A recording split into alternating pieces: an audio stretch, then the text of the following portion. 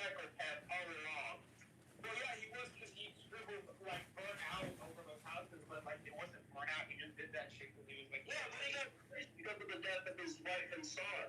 But when he died, he was always crazy. He always went that way. Right. I don't like that dude. I just never liked it. Alright. Yeah, it keeps giving him issues, so I don't know. I'm not gonna keep trying.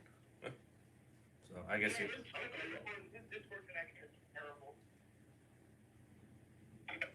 My Discord connection is way better than yours.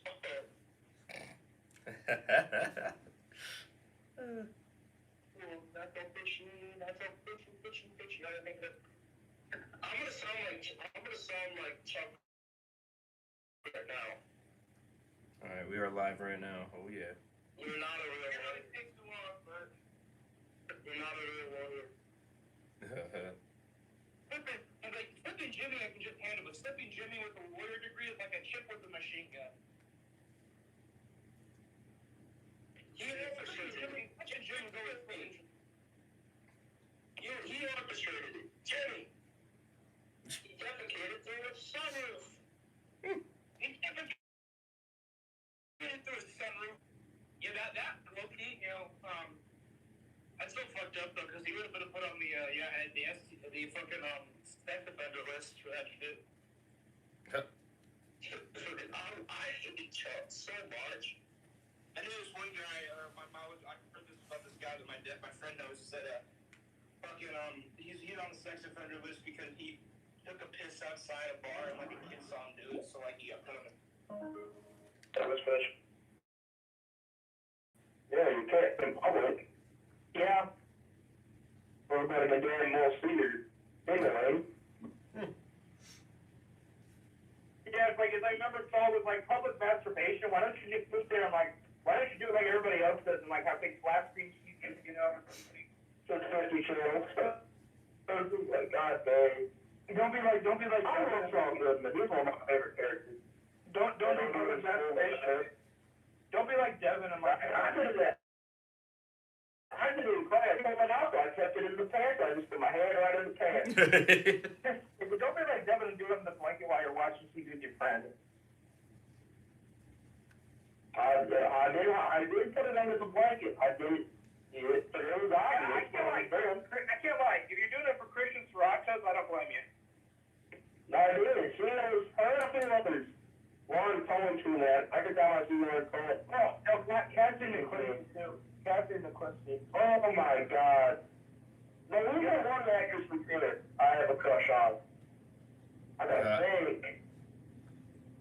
There's one character from there I kind of have a little crush on. What, Sherry? Yeah, there were two. Oh, I think Grace isn't bad looking.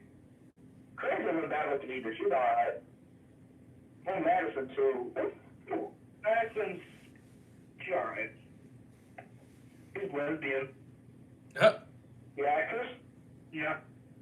Alright, so we are live here with another Walking Dead Thursdays, guys. The lady should just start a lesbian porn. God. So, we got Rays, we got Mr. Bitches, we got Dead Walker. Mm-hmm. Yep. What's up?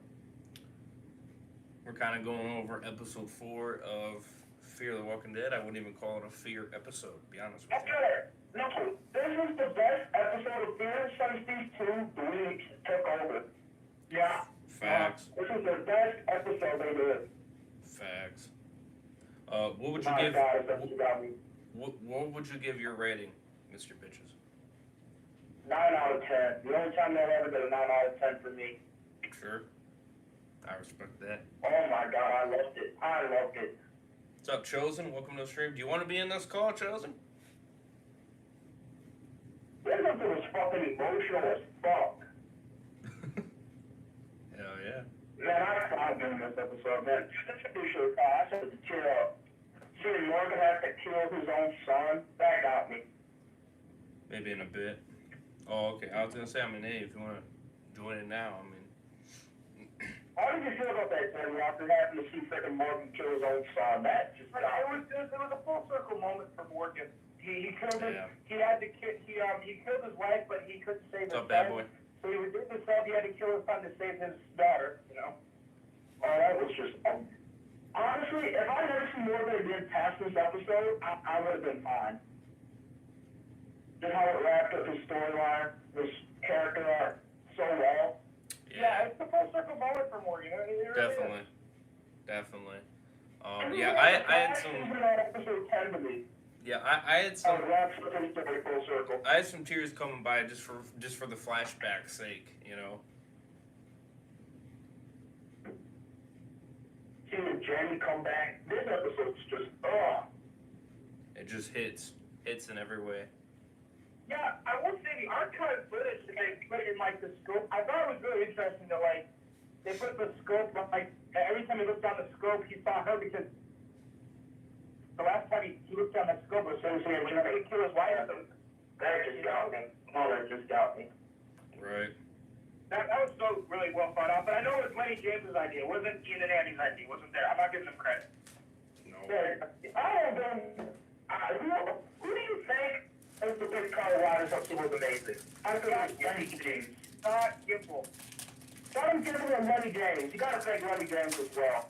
Yeah. It's probably Lenny James' idea and Scott Gimple's idea. Yeah. Man, they acted his ass off this episode.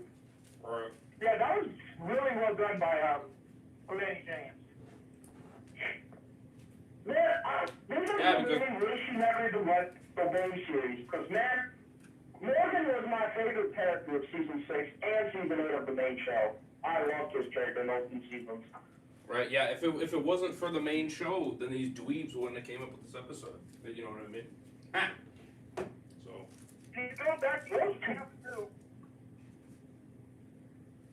Man, and then I have a little nitpick is when Mo said to Morgan, go clear, Morgan. I'm like, bitch, you don't want to see Morgan go clear.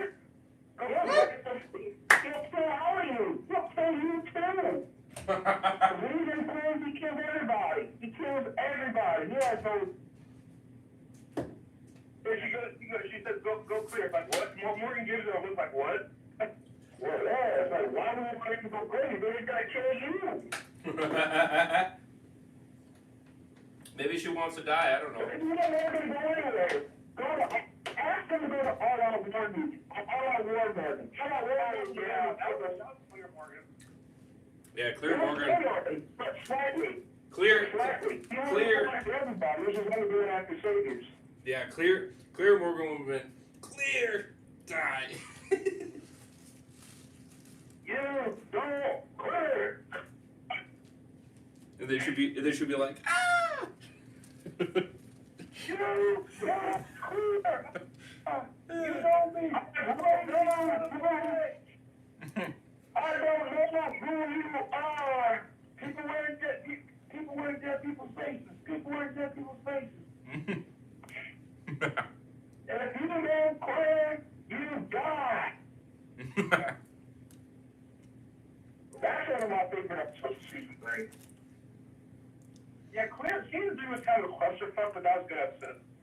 That was amazing. It's fucking funny just watching him just trying to. It's just funny just him trying to kill Rick and everything like that. You know what I mean? He's just like, you must clear. And he stabs him, and then Rick goes, ah! Don't clear. If you don't clear. I love that episode. And the fucking farm when Michonne going out to the front of photograph. The fucking car running from Michonne. That episode gets me glad. I love that episode. Did you steal my what was it? What was it that he had? It was protein bar. Protein bar, yeah. He's like, I'm pretty sure there was one peanut butter left. Did you steal my protein bar? And she goes, no. And then remember whenever Rick, at one point he goes, Michonne did take that candy bar. He said, Michonne did take that protein bar. He's like, oh, I know. I love that. Man, this amazing. Like, there was no part of the film I did not like. The part is about I did not like. Huh? Except the Cure part, right? I'm sure you didn't like that. No, it's just a very small part of the episode. Right. Well, that's the only reason why I didn't give it a 10 out of 10 was because of that. I gave it a 9.5 because of that Cure. The other part of the episode, I thought, even the boy and Sherry that part, I loved. Like, that Right. trying to work a little bit of that. And they still have, they're not fixed it we were talking about. Right. Yeah, it's just such a different part. He's just such a nice guy. And I got why he was helping him out to save his side. Yeah. Exactly. It made me so happy though. It made me so happy though when the kid freaking knocked that bitch out, and I was like, yeah. Shriek? Yeah, Shriek. Shrike. Yeah. Man, don't take this personal. Why does these weirdos, why do they act so retarded? Why do they like that retarded? I don't know. I just said, this guy's dumb. Right. These groups now out here are always retarded. They're so past stupid. What? They Yeah. got no brain cells. They got no brain cells. Yeah, facts. Why are you living here more than that girl too? It's like, why is that? It's not. They do the song, you bitch. Are you stupid? I mean, you just saw how he was acting. People don't make that shit up. Even somebody, man, if he was acting ghost, why don't you even put that little game with a tax runner in the house, you dumb bitch? Hey, they stupid. I'm scared of Padre. Right. Man, I'm already tired of Padre. They're annoying to me. The kids. They're Padre. Neither can I. Just get that Padre and go do a bigger film. Go bring Troy back as the main villain.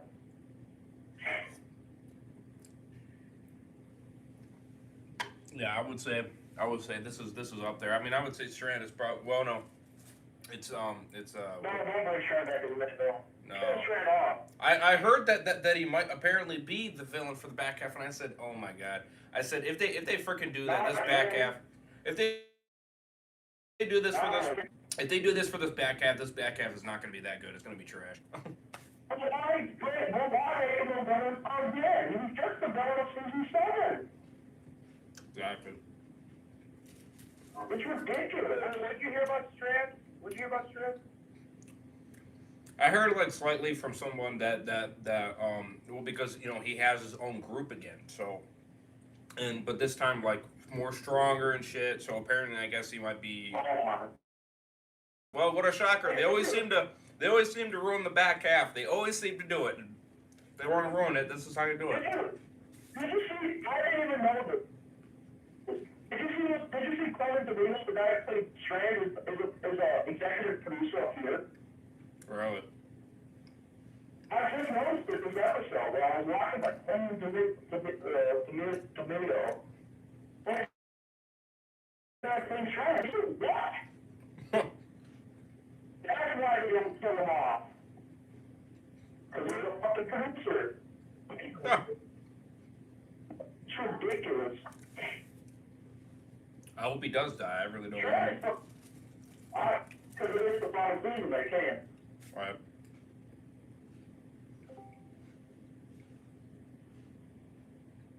Who's that? Oh, that's That's fine. Ryan? Yeah. I guess it finally worked. This one's so freaking soft. I loved it, but no, that part was Strand.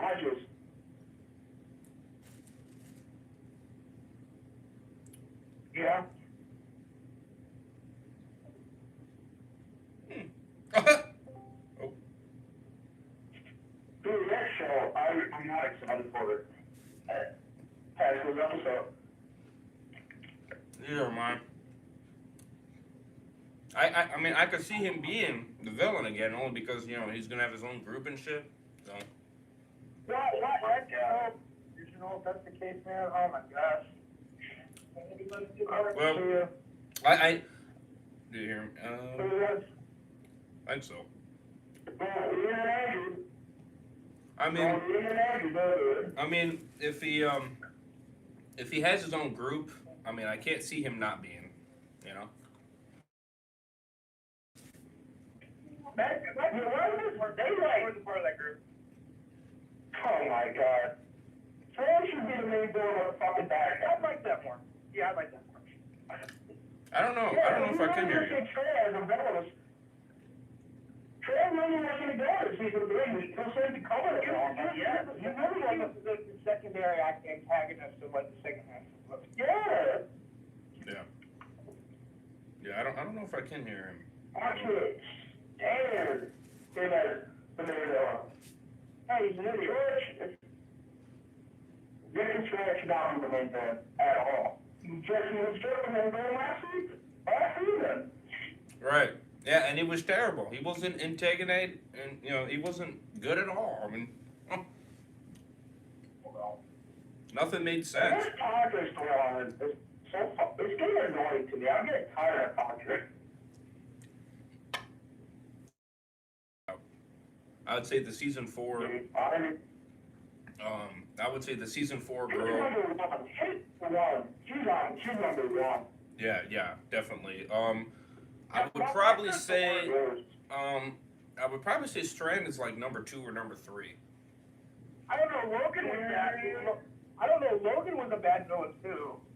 Virginia too. I thought Virginia Logan. She is better than Logan. You're right, but right. Logan was like she's up there too. Yeah, she's up there too. I like the Pioneers organization. I just didn't like Virginia. Yeah. Because of the fellow that's Virginia. Yeah. Dakota's better than Virginia as a villain. I hated Dakota. I like to know that I like Virginia. I will agree with that. Dakota was just a whiny bitch. Oh, but she was a lot more like what is she gonna do? You know what I mean? Alright, I'm gonna say this quick. If you got Sandy Virginia, watch that actors on The Voice, man, you can see her getting her ass reamed. That's amazing. Remember when Homelander made her take her fucking like wig off? That was fucked up. I'm laughing at that one. Yeah, I laughed. What wig? The one you wear. That's funny. Man, she is not just to stand her, Virginia. Who knows? Is that Chosen? Is What the it? fuck is that? Oh, it is Chosen. Oh yeah, people here now. What's up, Chosen? Yeah, what's up?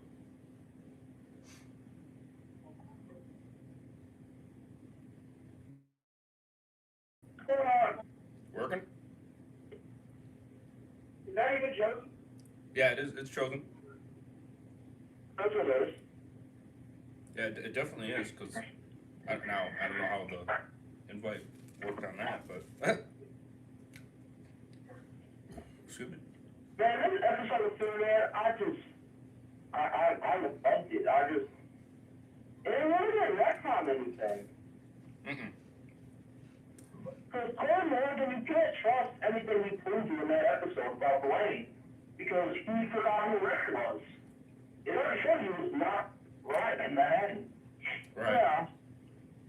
So it really didn't retcon anything. I thought he did, and I looked at it, followed the comics kind of, where he changed Dwayne up, like in the comics. Yeah, because it took in it. the comics, in the comics, Morgan's story is so much more tragic, because he never even killed Dwayne. He shoots, was just so sad. I mean, he died just still a crazed man. It was sad. It was very sad. I'm going to say this in the show. I think Morgan in the show is the most tragic character on the show's universe. Yeah, it's the most tragic character in the universe. For sure. He never got his happiness back from the show. He never really got the money. He never really got his full happiness back. Right. Exactly. I agree. This episode, he finally became happy again. Somewhat happier in this episode. And he's losing it again with Grace got his bit. And she will not make it. Grace will die in episode 5. Yeah. That's my prediction. Yeah, she got that. But episode 6 is called All I See Is Red. Yeah, so once she dies at the very end, Morgan is gonna go fucking ape shit in the 6th episode. Right. Yeah. That's the thing I love about Morgan is a character that never got his happiness back. So he lost his family, he never got his happiness back. Right. He'll be sad to the day till the last moment of the show. He'll never get his happiness. Right. Man, we still cannot hear this too. No? Is it not working for either of you? No, it's not. At least I'll say Rick, at least some happiness again. From the death of Rory and the death of Carl. I'm not sure what the reason With is. Judas and Push to talk. Michonne. At least it's where some sense of happiness. It says push to talk. Maybe try holding it. I love the Rick Grimes name drop in that episode too. And I love the Grace said Rick gave you this for a reason. Use it, you know? Maybe try. It says push to talk. Well, I don't know. How are you doing it, Super Batman? Talking? Are you just talking? And it's I unmuted it. Oh, you unmuted it? Yeah, I was muted. Well, I unmuted it. Okay, so maybe try that, guys. Maybe try unmuting it.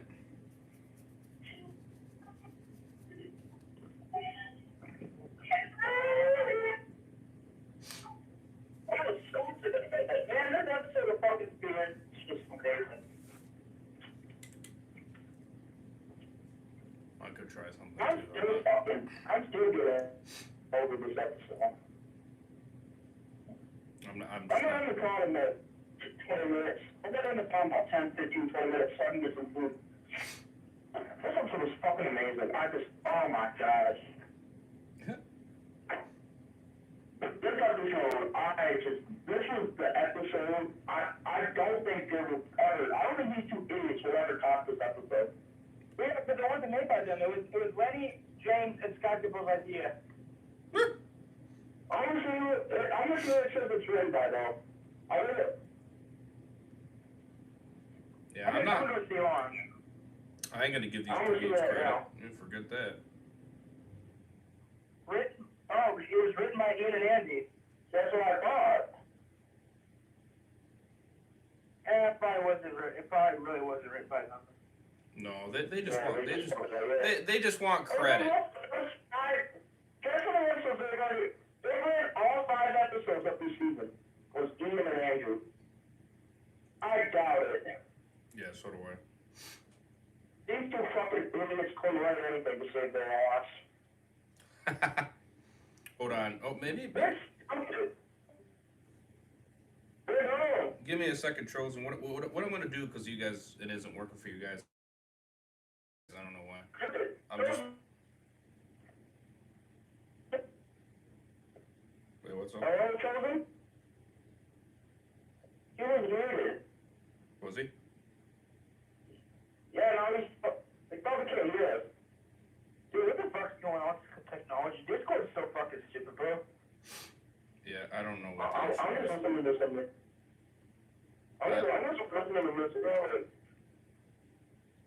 Voice So activity. that stupid walking egg gear on. Yeah, I'm not sure. It just says voice activity, so I'm not sure what the issue Hey is. guys, watching the first season of Sucks, the battle for AMC's spear should have been a CRM instead of Tiger and Miles to take it. Walker, that I'll tell you what was a fucking CRM. Walker did. The CRM's the fucking, gonna be the main goals of Summit. Wait, hold on. Give me a You second. guys hear me now? Oh, there we go. Hey. How's it going there, Kevin? Good. Okay, I'm just gonna tell. Okay, so Brian, I'm assuming you can hear me right now. So just go. I'll type in chat so you guys can continue talking. Was it because I didn't have you as a friend? Because I just added you as a friend just now. No, I had to do something in my settings. Oh, okay. Gotcha. Yeah, I'm not. Yeah, this is the first time I'm doing it this way, so I apologize if there is issues. I'm so fucking happy with episode of, this episode of Fear, I'm not watching again. This episode of Fear is just the best Morgan, one of the best Morgan episodes ever made. Yeah, it is very amazing. What's up, Mr. Blob? What's up, Brian? What's up, Walker Dead? Padre and Fear season. You doing this shit on that one? Thank you. Dude, they already got them on here, to be honest. Wait till Summit. No, I wouldn't put them on Fear because then the dweebs would probably ruin it. We already ruined CRM in season 5, 6, and 7. I did like the reclamation episode though. I did like Yeah. that episode. Walker Dead, I would this episode 4 King County. I think you would like it. It is amazing. Well, this episode was amazing. This episode was incredible. This episode is more focused on Morgan and doing what he needs to do than anything else. Hey, Walker Dead, you're talking to me who has not been the biggest fan of your season 8 so far, and even I liked it. Maggie's Would you say that I've been pretty critical on Fear Season 8? I've been just super critical on Fear Season 8, and even I enjoyed it. I loved this episode. Yeah, 9.5. He gave it a 9. I loved it, man. Dan gave it a I 10. just started crying. Yeah. Dan gave it a 10, and I didn't blame him, though. No, I don't blame him either. I respect his opinion. Yeah. Mr. Blah, Maggie's a bitch. Like, what the F you stabbing Negan for?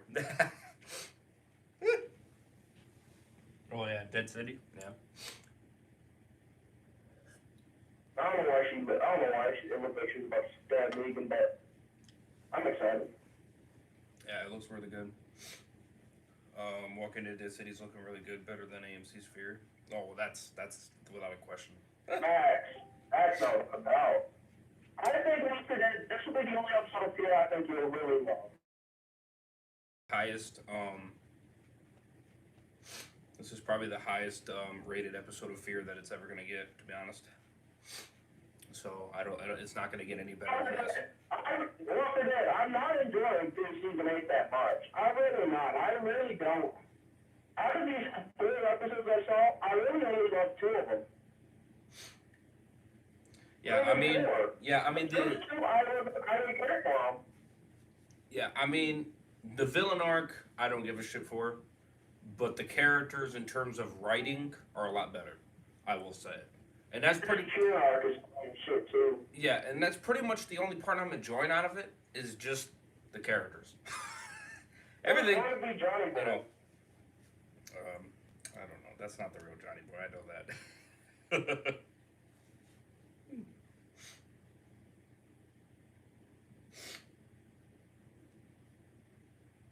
Man, this episode is the only fucking episode of Fear I think I love that we've ever made. I freaking loved it.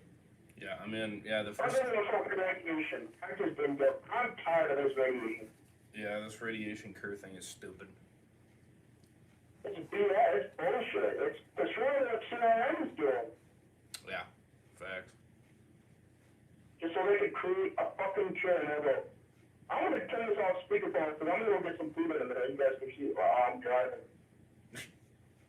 This episode is just the only fucking episode of Fear I do not like. Right, what's up, Drew? Welcome.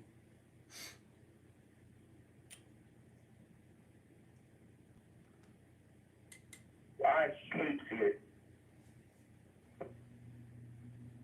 No, I respect you guys that are not watching Fear anymore. I fully respect it. But episode 4, I think you should just watch, not for Fear, but for Morgan, because I think it will. This is the only episode I think you'll like.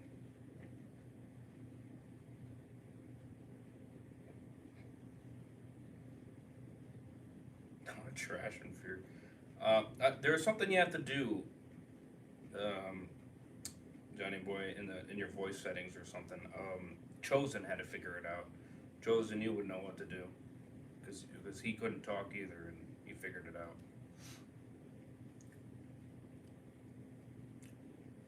Yeah, so it's just in the, where you have mute and deafen, on the side it says user settings, it's like that gear thing, you click the gear, and then it'll bring you to voice and video, and then you go on voice and video, on the left it'll say voice and video, on the left, and then you click that, and then there'll be, if you just read a bit, it'll say input mode, and it'll say voice activity or push to talk, you click push to talk, and below that, then there'll be a shortcut, it'll just say shortcut, and it'll be like a kind of rectangle-ish thing, and then you just click on it, and then choose which button you want to press to talk. Guys, I'm gonna go get some food, so I'm gonna be on though and talk while I'm driving, but man, this episode of Fear is amazing. Like, I just cannot crap on this episode. Okay, oh, Chosen, did you see That the got me episode? fucking speechless. They got me speechless. Heck yeah. What did you think about the episode, Chosen? Were you able to watch it? Yeah, I watched it like just before on here. I don't know, I found it kind of like visually entertaining, just seeing the houses and all that stuff, like King County and all that, but I didn't really like it, to be honest. No? Okay. A lot of too many conveniences for Yeah, so some of that I'll agree with you on there too. But the emotion just got to me there.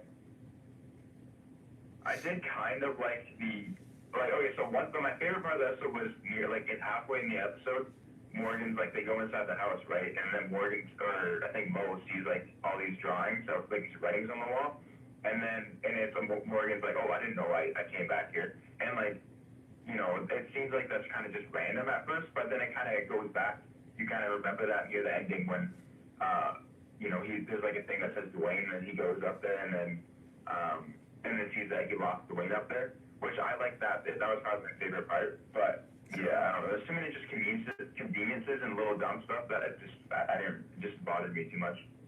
Sure. But to me, I think this is the best episode of Fear Season 8. Fear Season 8 to me has not been the best season. You could probably agree on that, I bet, eh? Best episode of Fear so far? It's this one or 3. Yeah, 3 wasn't bad. It was decent. Except I didn't care for the Padre part, but... I hate Padres. They just annoy me. They're just weak as shit as villains. They're just... Man, I seriously wish Dave Erickson stayed on the show. Yeah. Facts. So Brian has to download something, so that's why he's not able to do what I'm telling him to do. Season 3 is my favorite season of Fear ever. That's weird how it's being so complicated. I seriously wish. I was so excited after seeing Fear Season 3 what Dave Erickson was going to do.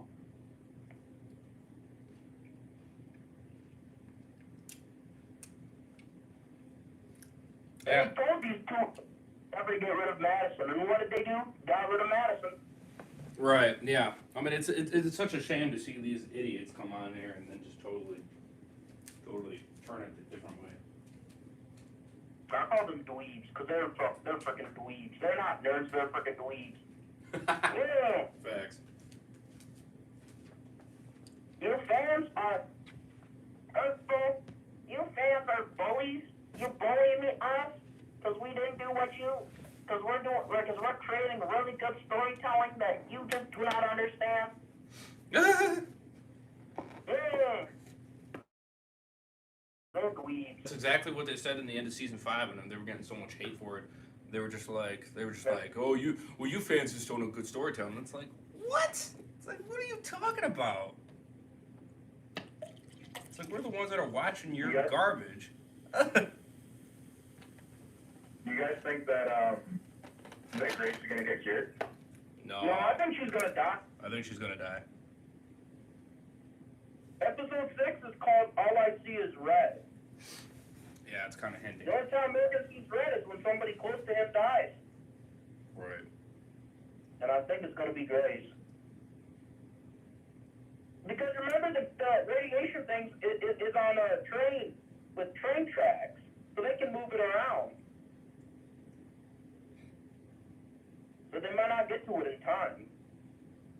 yeah, she might turn before,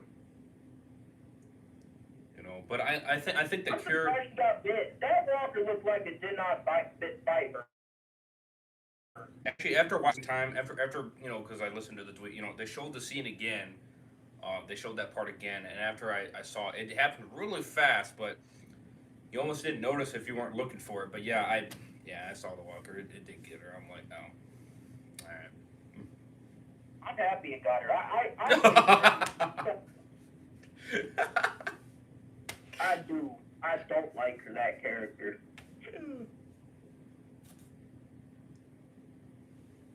I wanted Morgan to end up with Carol. I was a Morgan Carol shipper. That's funny. I really was. That's not a lie. I loved her and Morgan's relationship for 6, 7, and 8. I loved it. But honestly, I just really wanted that relationship more than Grace. Right. Carol and King Ezekiel didn't bother me though. I kind of like that one too. Sure. Morgan and I like Mo though. Mo's a pretty good character this season. I'll give her that. She's good. Madison so far has been pretty decent this season. Yeah.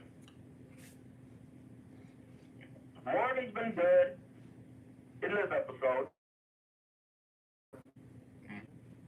I didn't care for him in episode 1. No.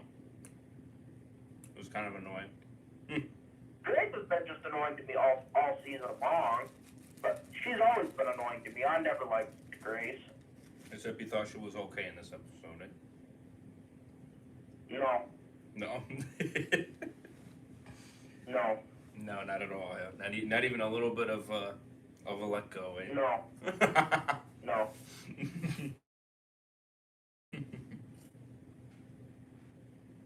See, to me, I've never liked that character. Man, this episode would have been even better if it was just Morgan and Mo. Ah. Grace ruined that episode. And then Dwight and Sherry were amazing. Everybody else? I don't like these two Padre dweeb. Why are you mad? What are you really doing here, Morgan? He just fucking told you. He's trying to stop. He's trying to take his son out. Yeah, I hate that. Like, well, I don't know why they didn't split him. And William could have also just brought up, it's like, hey, remember Rick? Like, he's saving it because Dwight and Sherry would know about him. Dwight and Sherry were the only ones that believed. But those other Padre idiots, I they kept. get it. They were like, you could see his fucking emotion, his tears in his eyes, like he's telling the truth. Right, and they're over there like, nope, he's lying. It's like, you really are stupid, aren't you? What did Grace say when the house was burning and like Mo was in the house or whatever? And then Grace, did she say she has radiation poisoning or something? Yeah, she said she's still dealing with radiation poisoning. I'm like, 7 years later? Like 8 years later? And I thought that was so dumb. Just because like her adopted daughter is literally dying in the other house, and she's like, no, I'm just gonna chill here. And even though she knows Morgan is literally like can't kill zombies, because remember before she had to save Morgan. So she knows Morgan can't kill zombies. She's like, no, I'm just gonna chill here. Yeah, because he can't look through the gun because he sees this dumb wife. See, no, Grace to me has just always been a dumb, selfish character. Alright, peace out, Brian. She's been in some of the worst episodes. Like, man, In Dreams is the worst episode of Fear I've ever seen. Let's see here, Mr. Blob. They completely changed the direction of the show. They're probably just trying to use this final season to lead up to the, he says movies, but I think he probably meant to say spin-off. But it feels very rushed and underdeveloped. Both Fear the Walking Dead and Walking Dead were both much better shows when it was about a family/group surviving against all odds. Now it's just some boring drama moms talk about during their Monday brunch. God. That's funny. After that, I like that one. I call Ian and Andy clowns because they are. They have absolutely no respect for the actors, nor the fans, and they have no respect for the lore of the AMC Walking Dead Universe franchise. Walker Dead Phoenix, I agree with you. Yeah, they don't. That's why I hate them. These fans. They call their fans bullies. They say, you fans are bullies. Yeah. Because we call your shit out because it's shit. Mm-hmm. I didn't hear the producer from World Beyond call the fans out. Right. You people are bitches. Ian and Andrew. And you fans that eat this show up saying how good it is, you guys are just blinded. You're just blinded. You know, you just don't. You just eat up anything you see, and you clearly don't see the reality behind it. The only season I'll give you that was decent is season 6. Season 6 was decent. But that was more of the Ghostwriters. It was decent. That's all I'm gonna say. It was decent. Season 6 is just a decent season. It's not great and it's not bad. It's okay. I'll watch it. Right. 7 is god awful. I can't stand 7. Yeah. Facts. 5 is god awful to me too, and so is 4. Yo. 8, I don't even know what to think of 8 so far. I really do not like 8 that much either. No, it's way better than 7. I will say that. They're okay. Not counting this episode, they're okay. You know, but It feels like Tales to me. This season just feels like Tales of the Walking Dead. It's just time to fill out time. But definitely the back half, though, I don't think it's going to be better. I think it's going to get worse. Because they always fail in the back half. They always get worse in the back half. Yeah, it always does, so, you know. And I can't stand It's like Strain every anymore. season they did okay. It's like, the only season they did bad in the first half was 7. The first part of 4 is okay. First part of 5 is alright. It's alright. Yeah. But first part's good. Season 7, can't stand either part of the season. Right. And then so far this first half is, I don't even know what to say. I don't care for it. Whatever. It's It like just feels like filler to me. Yeah, it's just like, eh. It's okay. I just call it filler. It's filler, like. Okay. This feels like Tales to me. Wow, Just we got a filler. lot of people that want to join our after. It just says, yes, sir, I'll be down to clown. He says, one of my... When did he put this on?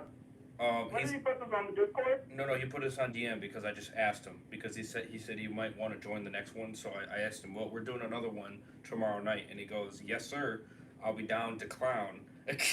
And he goes, one of my friends might want to join too. Maybe we could switch guys. Maybe we could switch people. We're gonna have to, because he says he might have some friends who might want to join too. So maybe we'll talk for like an hour with random, talk to another person for an hour or two.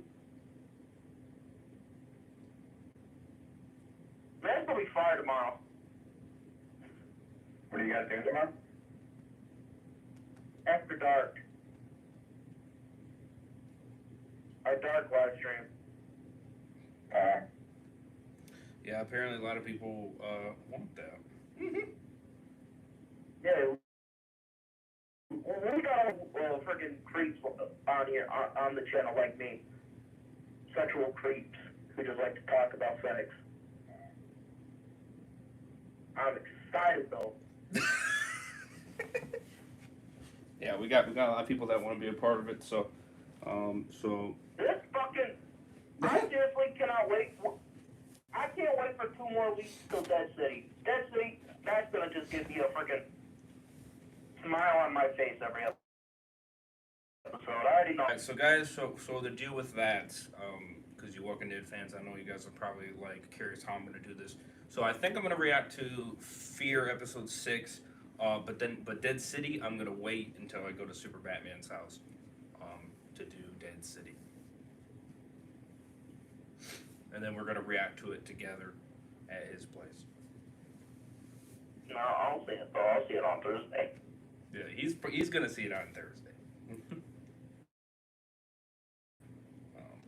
I can't wait to see Negan because he is my idol. He is my favorite Walking Dead character. I might see it, possibly. I have to see. I gotta see if Negan and Maggie actually get in that relationship. I have to.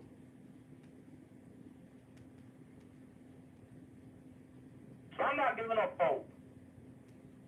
I think we're gonna shoot for what? We're gonna shoot for midnight for that stream. That's my ship day for Negan and Maggie.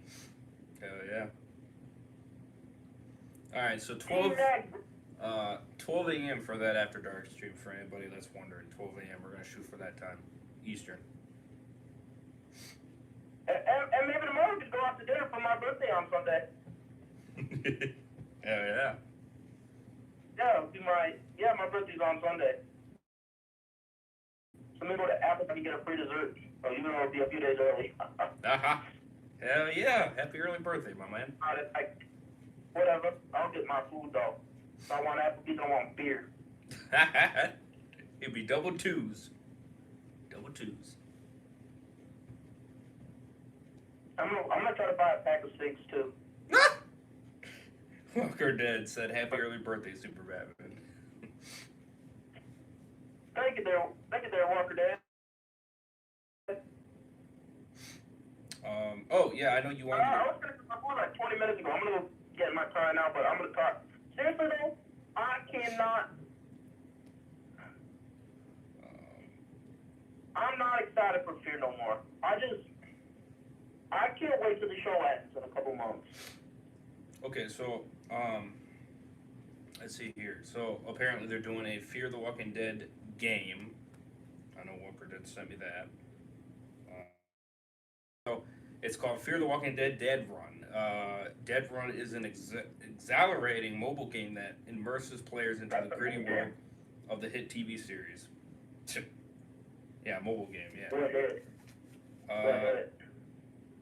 Immerse player. Yeah, the hit TV series Fear the Walking Dead. Set an apocalypse world. It's not a hit. It's not a hit. Puts your shoes in of your favorite characters as you navigate through the various challenging environments. Okay, I think this is ridiculous. It's a damn mobile game. Who cares? So that is stupid. What do you guys think? That game was released like way back when. That game released like when season 2 aired. Oh. Really? Oh. I didn't even know how old that was. I used to play that game. That's a whole game. Was it a good game? It was. I mean, other people don't really seem to like it. I liked it. It was good to spend time on it. No. Yeah, they did that Walking Dead game too. There's the arcade Walking Dead game where you're in the prison. I played that one. It's fun. There's the Survival. That's okay. Yeah, that one I didn't actually mind. The only issue that was annoying was I only did it on PC, obviously, so that kind of, I was doing that on the channel. But the best Walking Dead game ever is freaking the Telltale game series. Yeah, for sure. Yeah, out of all the ones they made, yes. Let's see, they got this new one that he just sent me. Fallout New Vegas studio considered doing a Walking Dead PRG game. What do you think about that? No, like Fear. It's just to me. Fear hasn't been good since season 3. Right. Yeah, I mean, if they do an RPG game, especially if this picture means that it's going to be like realistic type, I'd be down. Yeah. No Fear. No, it's just a Walking Dead game. It didn't say specifically Fear or the show. It just says Walking Dead PRG game or RPG game. Excuse me. But man, seriously, this season of Fear, like I said, just feels like Tales to me. Or is it just gonna call when It it's feels time? just like they're doing to the main shit that I actually want to see.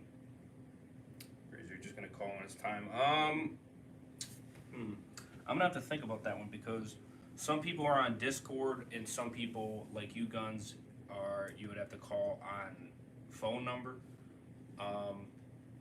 So would have to kind of figure that one out. So we could just have them on for that first hour, call in, and then we'll start doing people on Discord. Yeah, because I think Connor, I want to ask what Connor has because I think he has an iPhone. If he has an iPhone, then we'll just do you and Connor on call, like you said, for the first hour, and then we will switch it up, maybe. Or we'll have Random and maybe some other people. Because I know Random says he wants to be on, and he says his friend might join too, so. So, Man, there's, so yeah. you know what I really want to talk about? I want to talk about Dead City. Yes, definitely. I know you had let's see here. We had a few Q&As here that I'll quickly answer because I don't want to leave you guys hanging here on that. Dead City seems like that's going to be the only really amazing one. I think that and Daryl Dixon are going to be really amazing. Let me see here. Okay, so Walker Dead's Q&A. Do you think Daryl or Dwight could appear in season 1 or season 2 of Dead City? I don't see season. I think none of them. I think none of them. You don't think any of them? No. I don't. I definitely don't see Daryl. Dwight. I don't see him being in Dead City season 1. What about season 2? Season 2, I see is more likely. Yeah, I was gonna say I see. Yeah, I see. Remember, Dead City filmed in New Jersey. Right. I could see Dwight being in season 2. I could see that. That's more likely. Sure. Yeah, you have to really think this way. Dead City filmed in a city. It filmed in New Jersey. Right. So Dead City was in a bigger city. So they can get people who Man, remember how many leaked scenes there were for Dead City? Oh yeah. Tons. What do you think, Chosen? What do you think about that? Daryl's for sure not going to be in Dead City season 1. For sure.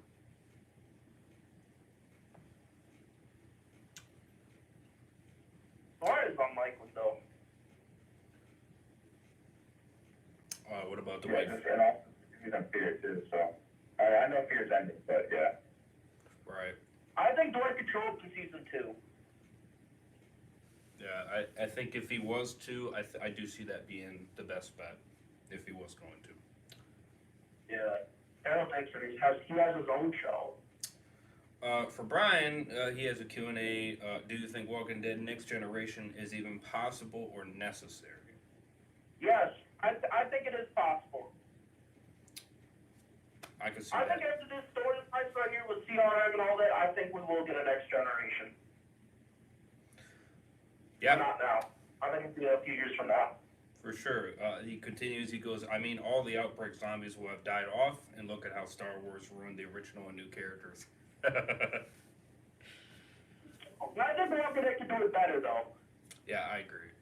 I think they won't kill off these old characters. I can see a couple of them dying. I can see possibly Negan dying or Rick dying. Right. And then having Judith and all them rise up. And I think it will be better than Star Wars. Star Wars, what they did wrong is they made these old past characters just crap. They didn't do anything with them. Right. Who cares about Rick? Who cares about Luke? Who cares about Leia? Who cares about blah, blah, blah, blah, blah? Right. I don't really care about I think they could do it better. Yeah. I agree. So I think Next Generation is possible. I could see it for sure. What do you think, Joseph? Right?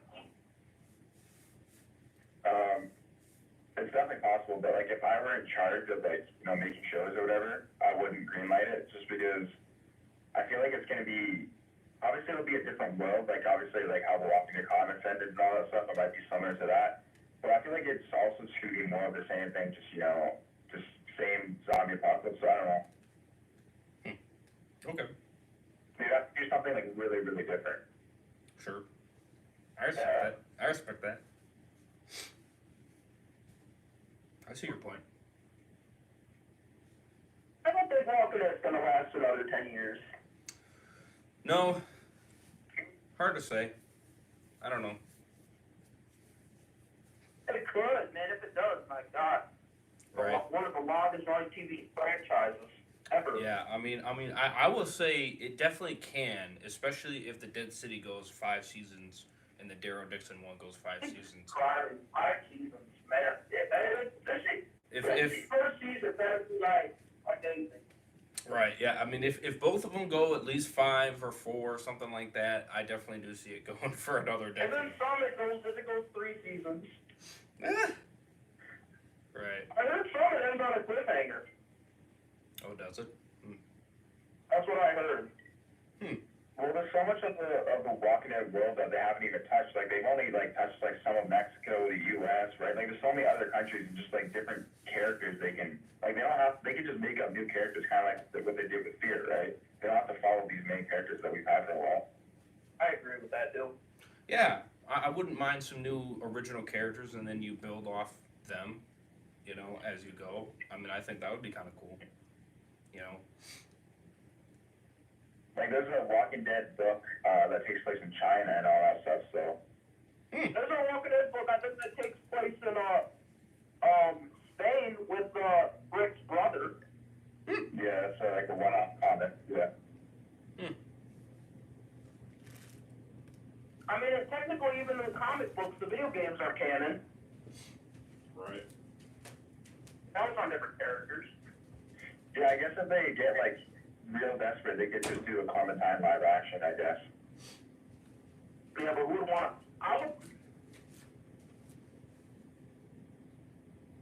Yeah.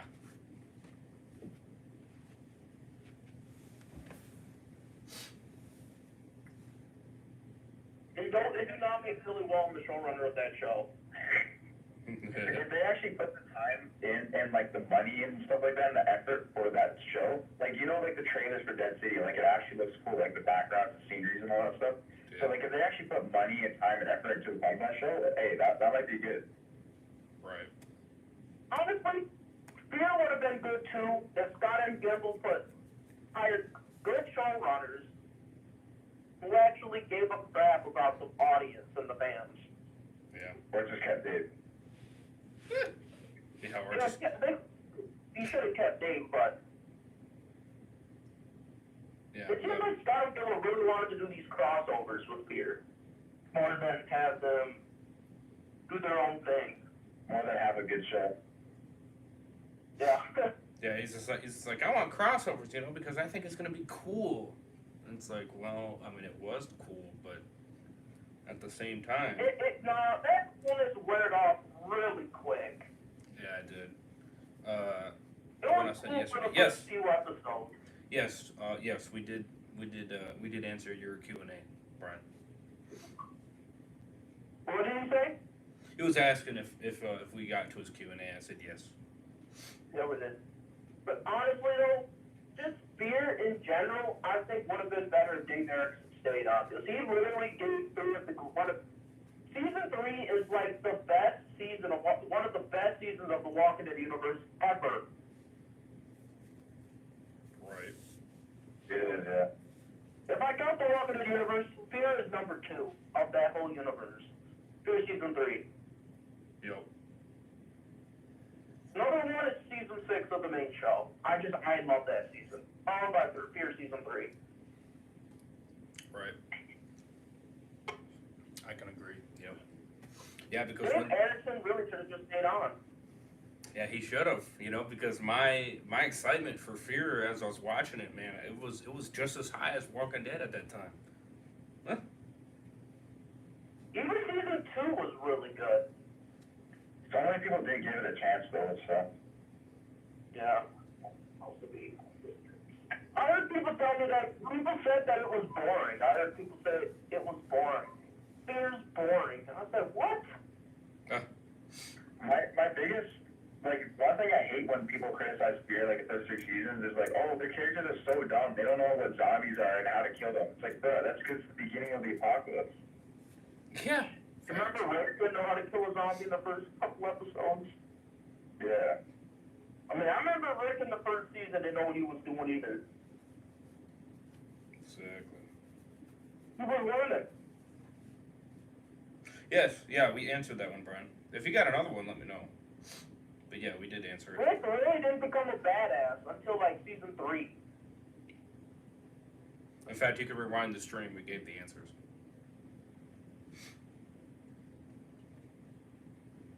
If you got another Q&A for us, definitely lay it. When did you answer? Like 5 minutes ago? I really haven't. 5, 10? I've never been a fan of people complaining. No, neither have I. I've never liked people complaining. I just find it annoying. It's like, why complain? Right. It And was this also is 10 minutes like ago. really bad. If it's really bad, it's like Fear now. I hate Fear now. Hate it to my very core. Oh, right. David Erickson, I mean, those characters were what really well written. Exactly. Yeah, if he would have just done it his way, man, I think the ratings would have went up. I really do think they would have, because he was steady. They were coming up, man. They were coming up. They were coming up in that back half of 3. Right. Exactly. Yeah, it started rising because people were like, "Oh, this is actually getting really good. Give me more. Give me more." You know. Dave Erickson worked on, I think, the first 4 seasons of Sons of Anarchy, and I've been watching that show, and there's a lot of, I can see a lot of inspiration of, like, where Dave got from that show. But Fear is definitely better than the first 2 seasons, but I can see a lot of inspiration. Sure. Yeah, and I think you have your own version of what Dave Erickson was going for, right? On yours, right? Yeah, I do. Yeah, I'll definitely have to. Wanted to make Madison. That's it. I'll definitely. I already had planned for Madison to be a villain of the season. Right. Yeah, I definitely am gonna review your series and go over that. Because I like to think see. Madison was originally going to be the main villain of a season. I already originally wanted Madison to be a villain, but. Well, yeah, Madison is going to be just like overarching villain in the end. I really would have liked that for a little bit. Well, yeah, that's what it was leading to, though, right? Like, even then, like, she would be like the type of villain where, like, she's not like necessarily murdering people or like doing anything like, you know, just because, but like she's doing it just to protect her family, right? So she has all these reasons to do that as well. Sure. She would have been like Shane in a way. Yeah. It would have been like Shane, because I mean, Shane was a villain, but he kind of wasn't though. He was a villain depending on like your perspective, you know what I mean? Like Walker in season 3 was a villain to Madison because she was in the first half because she was on Jeremiah's side, right? But then when she switched sides, then she became friends with Kaltaka. Sure. I mean, some of the best Walking Dead villains are the ones that were based on your perspective, like on the perspective. I mean, Negan was a villain too, based on the perspective of Rick. Heck yeah. And to Negan, Rick was the villain to Negan. Yeah, like imagine looking at the perspective of like some of like the workers there at the sanctuary that actually like working there and like they had safety and all that stuff, right? And then like they just see like Rick coming in and just like destroying everything like they have there, right? Right.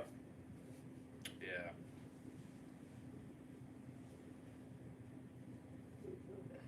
Yeah, I definitely do see that perspective for sure. And I think like you can see that Yeah, I mean, so that's what I'm saying. Walking Dead always had, for a lot of times, had a lot of good villains.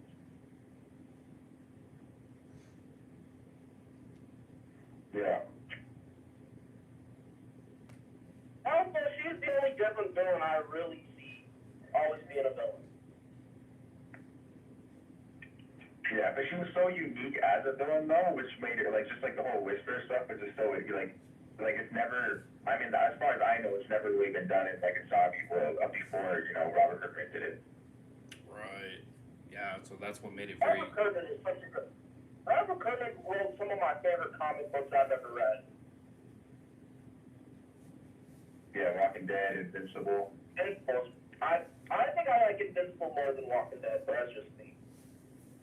Invincible's my favorite superhero comic, and it's kind of funny because like on the top it says like in the later issues it says like the best superhero comic in the world. So I agree with that.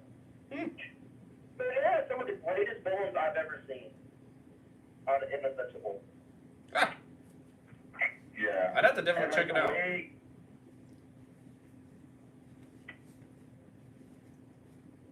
definitely have to check it out for sure. You gotta watch the show. The show is really. I've heard it was. I heard it's really good. I definitely should. Yeah, season 2 is supposed to be coming out this year, so. This fall or winter. Okay. Yeah, this fall or winter.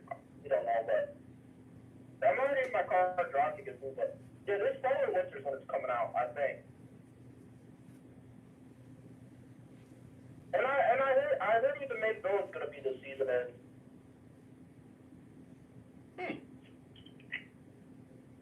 It's gonna be that multiversal villain again. I forget his name, but Angstrom Levy. Angstrom, yeah, Angstrom, yeah. Him and I think they might do more of the Vulcamites too this season. The Viltrumites? The Viltrumites, yeah. I think we might get more of them. Yeah, not a problem. Well, I think that'll be near the end because I think the whole thing with I don't want to like spoil stuff for like people that don't know, but like the whole stuff with like Nolan, like how like at the end of the first season he like dips. Yeah. Like I think that'll be revealed near the ending of the second season of like what he's doing. Because we're getting a season 3. Yeah. Right. I think Invincible. Honestly, I'm just so excited for it. Like, I think this year is going to be the year of Robert Kirkman. Right. Alright, I'm going to let you go, guys. Alright, Bye-bye. Alright. Well, I'm glad you were able to get it to work.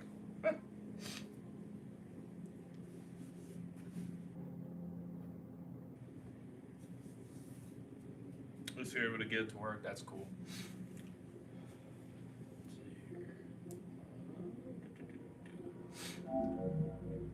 Honestly, I'm kind of because I was just thinking like what if Scott Gimple like forced Dave Erickson to work with Ian and Andrew like instead of like just like firing Dave or whatever went down. But then I was thinking like no, that would probably suck because then it would make Dave Erickson's legacy so bad because we wouldn't know like the specifics behind the scenes, right? So we would probably just assume that Dave Erickson would be fine by working with Ian and Andrew. But Ian and Andrew would, and then meanwhile, like they would be ruining Dave's stuff, even though he's like also working with them, right? But they would be like ruining it, and then we would like be like, also getting mad at Dave Erickson. So I'm glad Dave Erickson was just like straight up like kicked off the show instead of like also working with them. Does that make sense? Yeah. Yeah, for sure, because he definitely wouldn't have got it his way, but. Dude, now, like we know whose fault it is, right? Now that Dave is gone, we know whose fault it is. But if Dave was still working with him, we might accidentally pin blame on Dave as well. You know what I mean? No, I would definitely not blame it on Dave for sure. You know what I mean? I would have definitely still blamed it on Ian and Andy. But that's just me. You know what I mean? You know, because we would have definitely dig down to figure out what the issue is. You know, before I would have started blaming somebody. You know? Yeah. I'm a kind of person that likes to be, before I start pointing fingers, I like to make sure that, okay, you know, is, Is it this person that's doing it, or is it the other guy that's doing it? You know, I don't like to just all of a sudden start pointing fingers and not know what I'm talking about. Yeah. Yeah. Because obviously, like, you know, in like writers' room, or not writers, but like, you know, like everybody like a part of that, they always have to be like. So it's like if Dave Erickson was like interviewed, like, so how is it working with Ian Andrew? He'd be like, oh yeah, they're such great writers. He would be like basically forced to say that, but even though deep down he know like he hated working with them. Right. Yeah, I can only believe that he wouldn't care to work with them. You know. I can only see that relation not working. You know, I definitely, I don't see it. I can pretty much say that it would have definitely collapsed. You know, it would have fell apart right away, without a question. Yeah. Because Dave already had it set in his mind the way he wanted to go, and then freaking Ian and Andy would have been like, "Oh yeah, let's do this." Yeah. It's like, but that's stupid. You know, it's like that doesn't make any sense. Yeah, but yeah, they don't like. I don't know, man. Like even like apparently like a lot of people like you. I think a lot of people like this newest episode of Fear, and I can see where people are coming from, but it's just like there's so many like just these little things too that just don't make sense. It's just like conveniences and coincidences. It's just like so annoying. But like every single episode they have all this coincidences. So even if they write a good episode, it's still gonna be riddled with all these conveniences. It's just so annoying. Right, and I can understand where you're coming from that. I think it just works for me because I know that Morgan was crazy. You know what I mean? And that's where I'm like, well, you know, I mean, it kind of makes sense. You know, he doesn't remember what he did. You know, so I mean, he definitely could have came back. You know, to put his gun back. You know, because every time he kept looking through the scope, you know, he always kept seeing his wife. You know, so maybe that's why he didn't want the scope. You know, the scope gun, the one that Rick gave him. Yeah, like another thing that I do like about this episode is like I think this episode was needed for Morgan. I think it 100% could have been done better, but I think it was needed for Morgan. You know, with like putting his son to rest and even just like seeing Jenny's body and all that stuff too. And it was cool to see that stuff, but I think it could have definitely been done way better. Right. Well, what do you think to make the episode better? What do you think? What is your way of looking at it? I think take away Padre, Dwight, Sherry, take them away because a lot of the conveniences that I didn't like was with them. Take them away. I think even though Grace was kind of dumb dealing with, I think having her makes sense just because she can kind of be the parallel for Jenny, and then obviously Mo is the parallel for Dwayne. So I think having them there is fine, but I think taking away the whole Padre stuff, I think that would have been better. Sure. Okay. Yeah, I can agree with that. That's why I don't give it a 10 out of 10 because of the Padre part. I give it a 9.5. That 0.5 part was really just the Padre, you know, being there and kind of, you know, being in the way essentially, you know. And then the cure part too, I didn't care for either. You know, I think that part is just stupid. Yeah. It's really stupid. And even if it, you know, I mean, I do appreciate it saving Dwight and Sherry's kid. I appreciate that, but at the same time, it's so dumb. It just, you know. So I'm like, I think, you know. Go ahead. I wonder what so if they take away Padre and all that stuff, right? I wonder what would be because obviously he needs something to stop him from fighting Dwayne, right? And something, because obviously then the house burning and all that stuff, none of that would happen with Mo, right? So they would need a way for him to find Dwayne, and of course he could just conveniently like walk up there and then find Dwayne, which I mean, honestly, if they take away Padre, I'd still be fine with that. But they would need something to like a conflict for the episode, like not just like the emotional conflict with Morgan, like, you know, not being able to kill zombies and him always seeing his wife and all that stuff. and obviously trying to find Dwayne. But like they need like an external conflict, like bad guys or just a bunch of zombies. So I wonder what that would be. Sure. Yeah, that's very good point.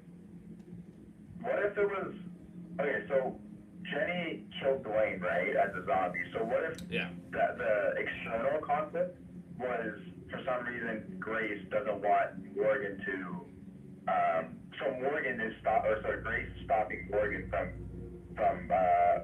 putting down Dwayne for whatever reason. Maybe she doesn't want him to be like emotionally hurt or mentally, or maybe she knows he'll like break down or something like that, or just whatever. But something along those lines of just like using, because like I said, Grace was like the parallel for Jenny, and then Mo was the parallel for Dwayne. So I wonder if they could do something like that, where like obviously Jenny's like killed Dwayne as a zombie, and then just have the parallel for Jenny either not kill Mo obviously, but just like stop Morgan in some way. Okay, that's an interesting point. Yeah. Also because Jenny as a zombie, even though like she didn't really do anything, but she stopped Morgan from like moving on in a way, even though it wasn't her fault, like she's just a zombie, right? But she stopped Morgan from moving on and like being the father it's supposed to be, or like not in the sense of a loving father, but just like, hey, we need to do this and this and this to like survive. So she stopped Morgan from doing that. So I'm wondering again, Grace could stop Morgan from doing what he needs to be done. Even like, but she wouldn't know, she wouldn't realize she's stopping Morgan from doing something that needs to be done. From her perspective, it would be like, yes, this needs to be done. You know what I mean? Yeah, that's interesting. Okay. Good way of looking at it. Let's see here. Brian says Alicia should have had a kid before she left, so Fear would have a real legacy character like its own Judith. Good point, Brian. Interesting on that. Albert says I totally agree. Brian, Morgan is too crazy to be raising a kid. Also, I heard a ninja walker bites Grace. That zombie spawned out of nowhere. Yeah. Like, so that was part of the rubble of the house. Where was it? Like inside the walls? Because it was also burned, right? Yeah. So, like, that zombie just came out of nowhere. Yeah. I could see where you're coming from, where you call it a ninja zombie. It completely got me. I was thinking everything was fine, and all of a sudden, Mo was holding the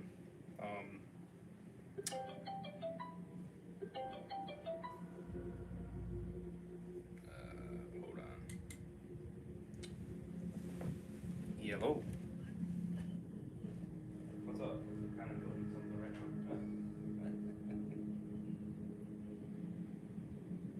Yes, I do. Okay, thanks.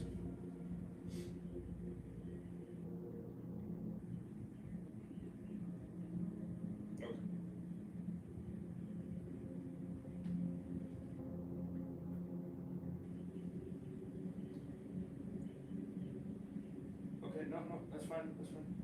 Alright. Yep. Appreciate it. Right, no, I got it. I figured that's what you did, so. Yep, bye-bye. Alright, sorry about that. Wait, did it kick me out? Oh, I think it did.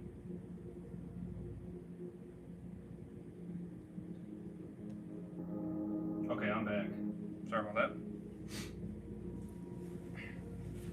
Sorry about that. Okay. Sister called randomly. Kind of got me. So Mo, freaking was sitting there hanging on to the album of pictures of Dwayne, Morgan's wife, and then of course him, and then the freaking zombie just comes out of freaking nowhere, out of the debris, and freaking goes at Mo, and then that's when Grace quickly was over there, pushes Mo out of the way, and then the zombie just pretty much came up and bit her right there on the side. It was kind of ridiculous. Speaking of debris and rubble, one thing that really annoyed me in this episode was Mo finds Dwayne, right, like all chained up and everything, right? Yeah. And the house is burning, and then conveniently, like, you know, the part where she's standing, rubble just falls on her, right? And yeah. like nowhere else, it doesn't fall anywhere else, so it falls conveniently on her. That's and then it. She's stuck, right? And then Morgan comes up, and then he starts aiming his gun at Dwayne, right? And obviously, like, it's his son, so he doesn't really want to. He's kind of, but so he doesn't want to shoot Dwayne, right? And she's like, help! It's like, Morgan, you don't have to kill Dwayne. You don't have to shoot him. You can just get her out of the rubble, because like Dwayne is chained up, right? So she's not in danger of Dwayne biting her or anything like that. All she had to do was just like help Mo out of the rubble, but then he's just standing there like an idiot. So that part annoyed me because he didn't have to kill him right then. Right, that's true. Yeah, that's true. But at the same time, I give him credit for having the guts to finally do it. You know, put the wind down. You know, so it was kind of like a, But I get what you're saying. And I can agree with that. Because like personally, if that was me, I would have just gone in and rescued her, and then I would deal with Dwayne afterwards. Sure.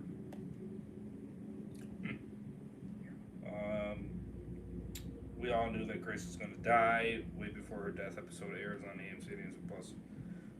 Right. True on that, Walker Dead. Which, by the way, welcome. Welcome on the call. Yes, I think you're in this call, yes. Yeah, can you guys hear me? Yes, sir. That's what's up. But yeah, I agree with what you guys are saying. And, yeah, give this episode a try. I think you might like it. I mean, you could be like Chosen here, where it's a good episode, but there's some issues. Or you could be like us, where we freaking give it a 9 out of 10. It really just depends on how you. It really just depends on how you view the episode. You know what I mean? It's kind of it's different for some people, but I do see majority of the people are saying at least a 9 out of 10. More than not. So. Yeah, like this episode definitely wasn't a waste of time. Even though like I didn't really like it, this episode wasn't a waste of time because it was definitely needed for Morgan, right? Like other episodes are a waste of time because they're just like either nothing happens or they're just like all completely down. But this episode was definitely needed for Morgan. Right. yeah, I mean, I don't know. I'll think about it, man. I mean, like I mentioned before, right? Like I have mentioned this to Brian before. I'm like, listen, fear, it's unfortunately not what it used to be, and it's very unfortunate. Right. Well, this is more of a Morgan. Hell, This is more of Alicia, a. Dem, and Carrie left fear. Yeah, this is more of a finish up for Morgan's story. You know what I mean? This is him kind of putting his past to rest, and I think that's all. You shouldn't care about anything else that happens in the episode. More or less that this is the end of Morgan's past, and he's putting his past down. And that's how you should look at it as. You know what I mean? Forget about all the rest of the stuff that happens in it. You know what I mean? Because you don't care about fear, obviously, so anymore anyway. So, so the rest of it doesn't mean anything to you. Just look at the backstory, of his character, his wife and son, and then and that's all you gotta look at it as. And I think you'll see some potential out of it. Yeah. I don't know, man. Again, I'll think about it, and if I do see the episode one day, I'll for sure let you guys know. Okay, for sure. Yeah, Let's see we'll here. see what happens. Brian says a zombie survived a house collapsing on it. Yeah, I think from what it seems to be, I really don't know how that zombie got there. That's mind-boggling. Oh, so a zombie teleported to the abandoned and burned down building that was Morgan's home. That makes no sense. Again, in Andy's writing, it's not all that's there. Like, why are you having zombies teleport? Again, it's not supernatural. it's either that or they were just like, it was somehow stuck inside the wall, like it was fused inside the wall. That's the only other explanation. Yeah, it could have been that. I mean, I think they were kind of charging in the house. I think at least maybe a few of them were, so maybe one of them got through. I don't know. It just, I mean, I will admit that it really didn't fit that well, but you know, it's kind of like, oh well, that's what happens when you don't pay attention, though. Let's see here. I hope we see everyone return at Summit, but who knows? Morgan may die when he is done. Yeah, I don't know about Morgan. That one is questionable. But yeah, like I said, I know the spoiler. I don't know how true it is, 100%. I don't know if you guys want me to mention it. I think I did mention it once before. I don't remember if it was on stream or not, but yeah, it's up to you guys. On second thought, you might as well tell us the spoiler, because it's fear. The walking trash. Well, it's for Summit. Even an ending. It's for Who the cares? it's for the ending of Summit. Again, I don't know how true it is, but If it's about Summit, then don't spoil. alright. Yeah, I don't know how true it is, but if it is true, well, that would make up for everything that everybody's asking for. No, I heard, I'm not gonna lie, I did hear the rumor, but I will say this. If it's true, Right. I can tell you now, fans are not gonna be happy. No, not that rumor. It's a different That's all I rumor. gotta say. It's a good rumor. It's not a bad one. I'll talk about the other rumor, okay? No, we did mention that one before, where one of the characters are gonna die or whatever like that.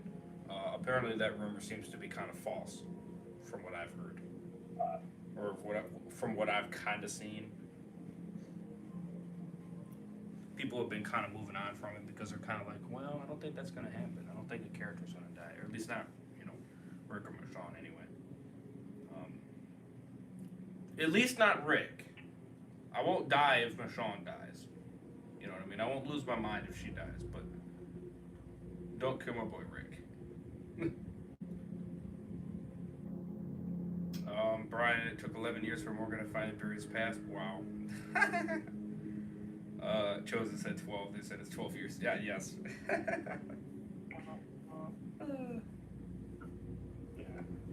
Yeah, it took a long time, I won't lie.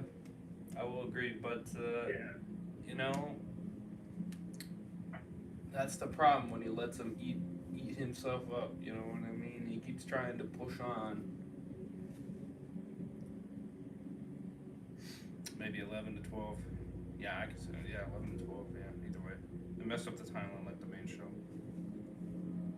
In Fear, they I think it was like a title card of for the last episode, they said 12 years ago.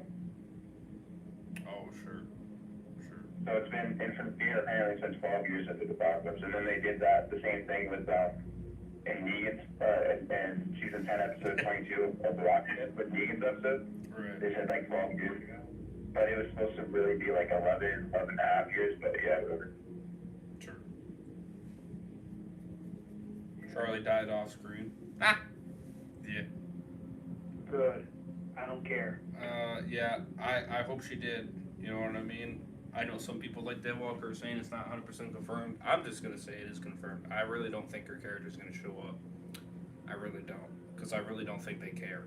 And to be honest, I'm fine with that. I know some people, might be a little bit angry about that, but I really don't give a shit. I hate her character. And to be honest, she is useless. So if they don't even tell me that she, if they don't even show me that she died, that's fine. I assumed she was going to die anyway, because she had radiation. So that's all I really need. I don't need to see her die on screen. I really could care less. She deserved to die 2 seasons ago. Well, to be fair, she should have died during season 5, but that's just me. Right, that's what I'm saying. Yeah. Hell, I would have been fine if she died in season 4. So. Yeah. Anyway, changing the subject. I want to ask you, Ray, will you consider reviewing some of my Walking Dead shorts I did on my channel, because they're pretty short, are not canon, but they're pretty okay. Yeah, what are they on? What are the shorts on? Yeah. Yeah, so I'll send you the links to them. They're pretty decent, because I know you said you want to review different things, so I might want to review that. Yeah, I mean, But there's I think you're going to enjoy there's it. specific ones. I know Dan's got his survival series or whatever, which I will check that out at some point. I know Chosen, he's got pretty much Dave Erickson's version of Fear continuation, which I surely want to check that out. Yeah, and Bry, he has his own Walking Dead show called The Walking Dead Extinction. I recommend you checking that out too. It's pretty cool. Okay. He does a good job with that show. Well, yeah, Extinction, and then there's my version of Fear. So in a weird way, we all have our own Walking Dead stuff coming up. So it's not like there's nothing to watch. I'm just pointing that out. I know there's other things, but then again, it's like, well, there's Dead City, for example, and there's other stuff. So it's like, well, it's not like people on it's not like the haters on YouTube are like, oh, there's no Walking Dead content to watch. I'm like, dude, what are you talking about? There's Dead City, there's Extinction, there's Summit that's coming in 2024. So what are you talking about? That's bullshit. Right. Let's see here, Brian. If Rick dies, he better get a statue. Morgan, I have to clear. Facts. Also, Morgan chains Dwayne for 12 years. Right. Charlie was eated from the 99-cent store. Yeah.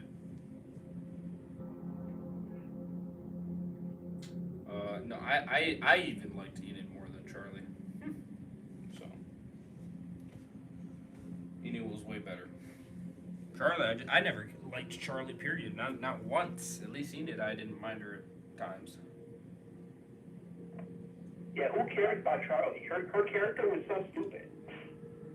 I don't dislike Charlie, but I just don't like any characters in Fear. So they're all the same to me. I don't dislike Charlie more than any other characters. You know what I mean? Well, Yeah. I do like John Dory though. He's lit. His character I do like. Yeah, John Dory during season, I think it was season 5 or 6. Yeah, he was pretty good in those 2 seasons, but until he died, I'm like, bro, why are you? So not only you're repeating Nick's death, you're doing it with John Dory. That makes no sense. Not to bring that up, but I'm just pointing out how stupid that was. It was definitely stupid. It was. It definitely was stupid. That's without a question. You know, I find it interesting that The Walking Dead, they always so The Walking Dead does nothing with their kid characters RJ, Gracie, Judith. They don't they do some stuff, but they barely do anything with those kid characters, right? But in Fear, Ian and Andrew, every season they make up new kids, and then they always do something with those kids in that season. But then they're always terribly ripped. Don't get me wrong, but they always do something with kids. The kids they're very focused on kids each season. You know what I mean? Right. True, but I don't disagree. However, there's also no denying the fact that sure, the legacy characters in AMC's Walking Dead universe could have been better. I'm not denying that. But there's also no denying the fact that they could have done something with the legacy characters in the show universe. There's also no denying that either. Right. They did, because in my honest opinion, they did nothing with Judith. That's funny. Which in my opinion, they should have done. In season 11, I kid you not, they should have done a lot with Judith. Right. Same with Gracie, but they did nothing with her either. So it's like, AMC, what are you doing? So you have your legacy characters within your Walking Dead universe, AMC. However, you're not doing anything with them. That makes no sense. That's like me introducing a little kid character, but I pull in Ian and Andrew where I do nothing with that character. You get what I'm saying? Mm-hmm. It's like me doing something stupid like that. Oh yeah. What's up, Adequate Aaron? Just saying, stay cool out there. It's been pretty hot out here. Oh yeah, definitely. Yeah, 90 degrees, something like that. From what I checked. cooling off now. I think it's in the 80s, but yeah, it was pretty roasty. Appreciate you dropping by. Did you see the video of Biden falling during Air Force One? Yes. Yes, I did. That was pretty sad. I prefer the query characters over the fear characters. That's funny. Yeah, the query characters are fine. Alright. If I would say majority of the fear characters, yes. I wouldn't say all. You know, if I were to say past seasons, definitely. With this season, just because they're written better. You know, but that's not. I'm not really giving them much credit here. You know what I mean? Because I really don't think it was their doing. I really don't. Yeah. So that's why I'm not really giving them credit for it. I really do believe it's ghostwriters again. Yeah. So I just sent you the link to my What If short, so you want to check out those. Yeah. I highly recommend it. Even if they are ghostwriters, they definitely take a step down from season 6. Right. Yeah, they have. Well, they could be different. I don't know. I mean, it makes sense why.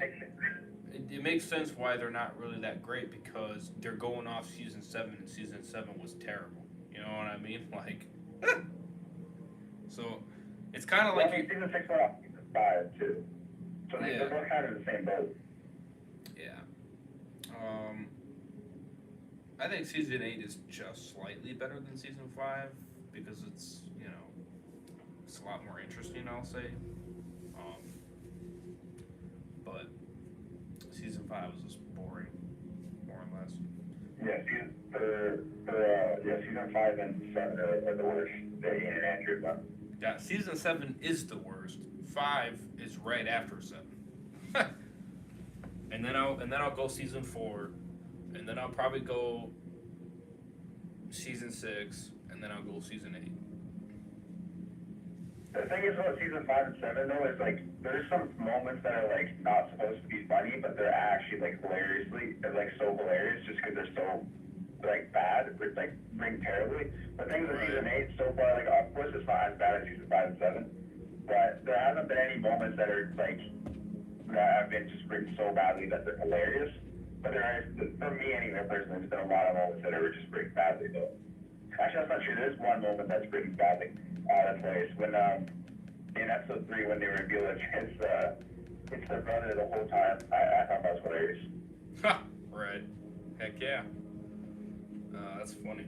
So like, so they're telling me that there's like for all these 7 years or however long they've been doing Padre, nobody's gone in there to be like, yo, who are we talking to right now? And like nobody said like, the general, whatever he was, hasn't like gone out to eat food or anything like that. Has nobody ever like fed him? Has nobody even seen him? Like nobody's questioned anything. And then like, and then going into this episode about that, so in this episode they were saying, Padre wants to know what you're doing, Morgan, right? And they kept questioning him, right? Padre wants to know. But then later on they're like, Shrike wants to know what you're doing. So are they calling Shrike Padre now? Do they know that Padre is not Padre and Padre is just some kid? Like, that's it? Yeah, that's a fair point on that, yeah. Yeah, that's... Not to sound negative here, but are they smoking drugs or something? That makes no sense. So you're basically telling me the final main villain for AFC Spear is a kid? Get the heck out of here. That makes no sense. Yeah, he's like 20-something. He's not necessarily a kid. I just call him a kid because in the flashbacks he was a kid, but now he's probably in his 20s, but yeah. They're both dweebs. They're just like the showrunners. They're dweebs. They think they're hot. Yeah. They think they're hot shit, but you know what? They ain't shit. I'll tell you that right now. They got bullied in high school for sure. They ain't shit. All right. If I freaking came up to them, I'll go bam, out of this shit. You ain't nothing. Get out of here. I'm not intimidated by you. I ain't freaking intimidated by your gay army. You know, I'm not intimidated by any of you fricks. You ain't shit. You know. 2v1, an easy 2v1. You know, when they freaking showed him, man, when she broke that glass, man, and then there he was, I'm like, what the fuck? I'm like, it's your bitch ass? I'm like, you're weak as shit. You freaking cowered on the damn wall when the freaking zombies were trying to bite your ass. I'm like, and you're the leader? Get out of here, you trash. There's no way your ass got any balls to do anything. Oh yeah, that weird lady with that weird short haircut. Yeah, she's apparently. Yeah. Well, I don't know if she's on the. She might be on the same level as he is. She probably is, maybe, or maybe she's just slightly below him. But it's the freaking brother or what, the son or whatever. He's the one in freaking charge. It's that Grunt's brother. You know, and he's such a baby chicken shit. I can't even stand him. He's stupid. So yeah, now I don't know if they know that they're following just some random dude. Like I don't know if they know that. Like what's gonna happen? I don't think the other people know that, but I think Dwight's kid probably knows that. But I mean, or at least doesn't trust him. You know. Oh yeah, he knocked that girl out. Like he's like a 7-year-old kid and he knocked her out. It just shows you how stupid they are. It just shows you how. It also weak they shows are. how much writing is not there. Well, I mean, a kid could take out an adult. It's not impossible. You know what I mean? I mean, size doesn't mean anything. It's about technique. You know what I mean? If you know the right moves, you could take anybody out. You know? Well, I mean, I don't know if you'd be able to swing that. Like, what was it, like a stool? I don't know if you'd be able to swing that stool hard enough. Yeah, I mean, I guess it just depends on like where she hits her head. You know what I mean? And how quickly you do it. I think he did it quick enough. But she's weak as shit. I mean, it didn't shock me that it knocked her out. Yeah, all I'm saying is you're never gonna catch me slumped over by because a kid knocked me out. You're never gonna Oh catch yeah, me. no. If I knew the kid knew freaking martial arts or knew how to fight and shit, and knew how to do secret moves, I'd make sure I wasn't in any spot where the kid could do a secret tap or an attack move on me. You know, I would not let that shit fly. I'd be like, you ain't doing shit. You know, I'm not gonna be stupid and clumsy like she was, where she just freaking stood there and was like, oh yeah, you're an open target. Well, yeah, down you went. Yeah, bro, she better lock herself. She better start hiding behind glass. But there's no way. Like, bro, she's gonna be laughed at and all that. But how you got knocked out by a 7-year-old kid? I'm happy she did, because I was sick of her ass. That's what made me like this episode. When she started talking, I'm like, uh-oh, I'm gonna start hating this shit. And then all of a sudden he knocked her out, and I'm like, yes! I'm like, there we go! Now we're talking! I'm like, alright, I'm not gonna hate this shit. we freaking hear her talk anymore, man. I was gonna be like, I'm gonna go in there myself and I'm gonna freaking knock your bitch ass out. I'm tired of you freaking talking. I'm tired of hearing shit come out of your mouth. I mean, she pissed me off those last 2 episodes. She really did, man. She's over there. Oh, don't believe what she's saying. You know, she's lying to. I'm like, bitch. I'm like, and you're not lying to me? Like, why would I believe your bitch ass? You've been lying this whole damn time. I would freaking believe her more than I would believe you. This whole argument, like especially in the last episode, so Doug in the room when they revealed that Padre was just like that dude, like the brother?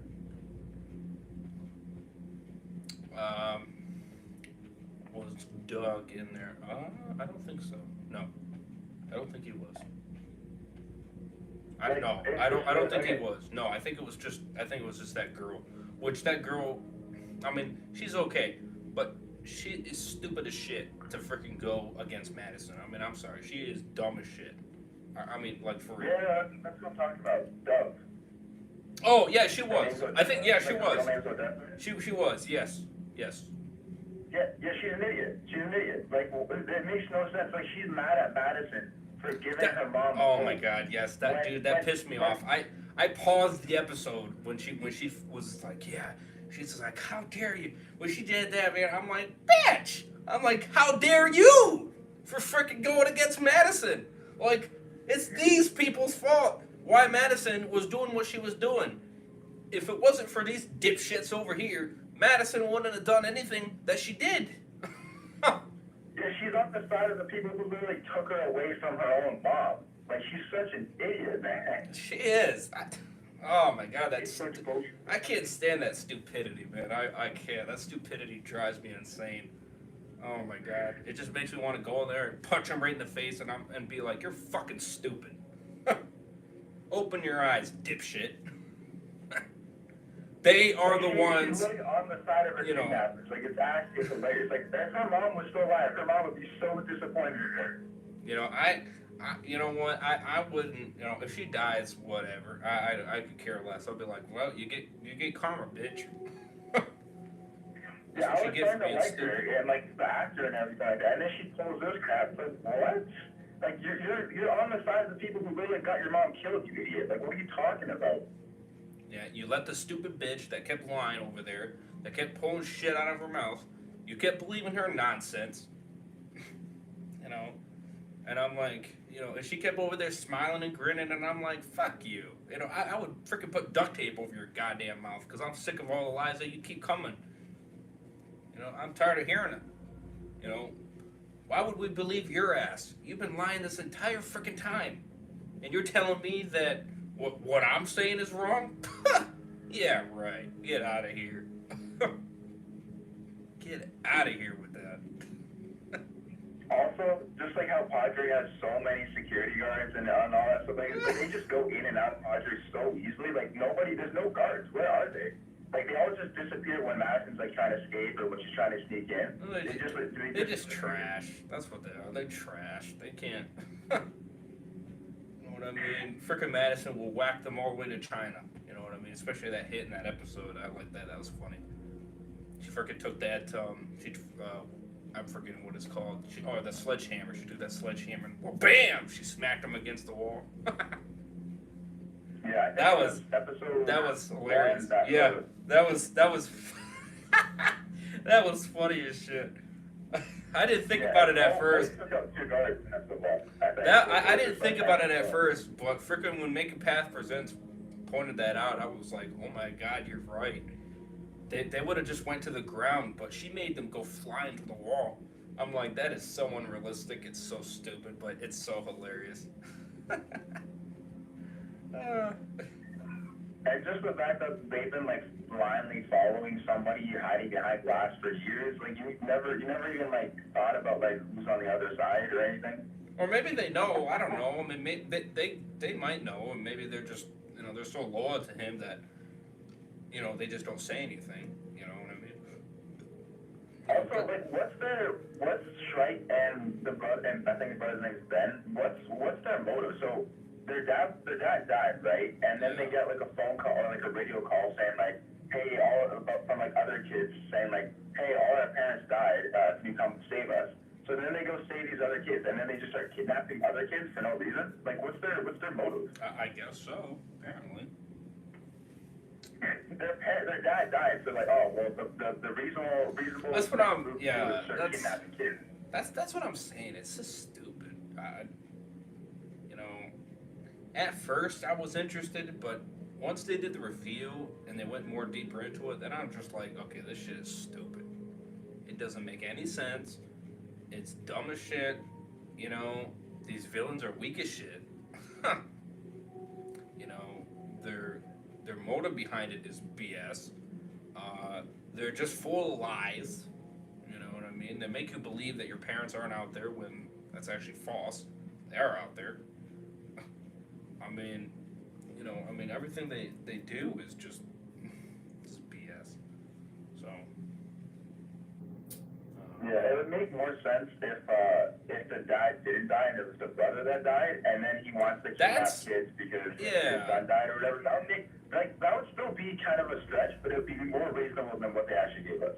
I agree. I thought that's what it was gonna be, but then when I saw it was that freaking chicken shit kid, I was like, oh, you gotta be kidding me. I'm like, unreal. Like, I was like, bro, like, it makes no sense, but their dad dies. So like, oh, well, let's start kidnapping kids. Like, what? Typical fear people. And the same with the guards. Why are they, like, agreeing to this? Why are they agreeing to start kidnapping kids for no reason? You know, because they're so easy. They have barely any brain cells in their brain that it doesn't take much to brainwash them. You know. They're retarded. Honestly, they could fix this. They could fix this if they wanted to go really dark with kidnapping kids. Yeah, they could. And you know what I'm talking about? If they wanted to go really dark with the reason why they're kidnapping kids, they could fix this. But they're not going to do that, so it just makes no sense at all.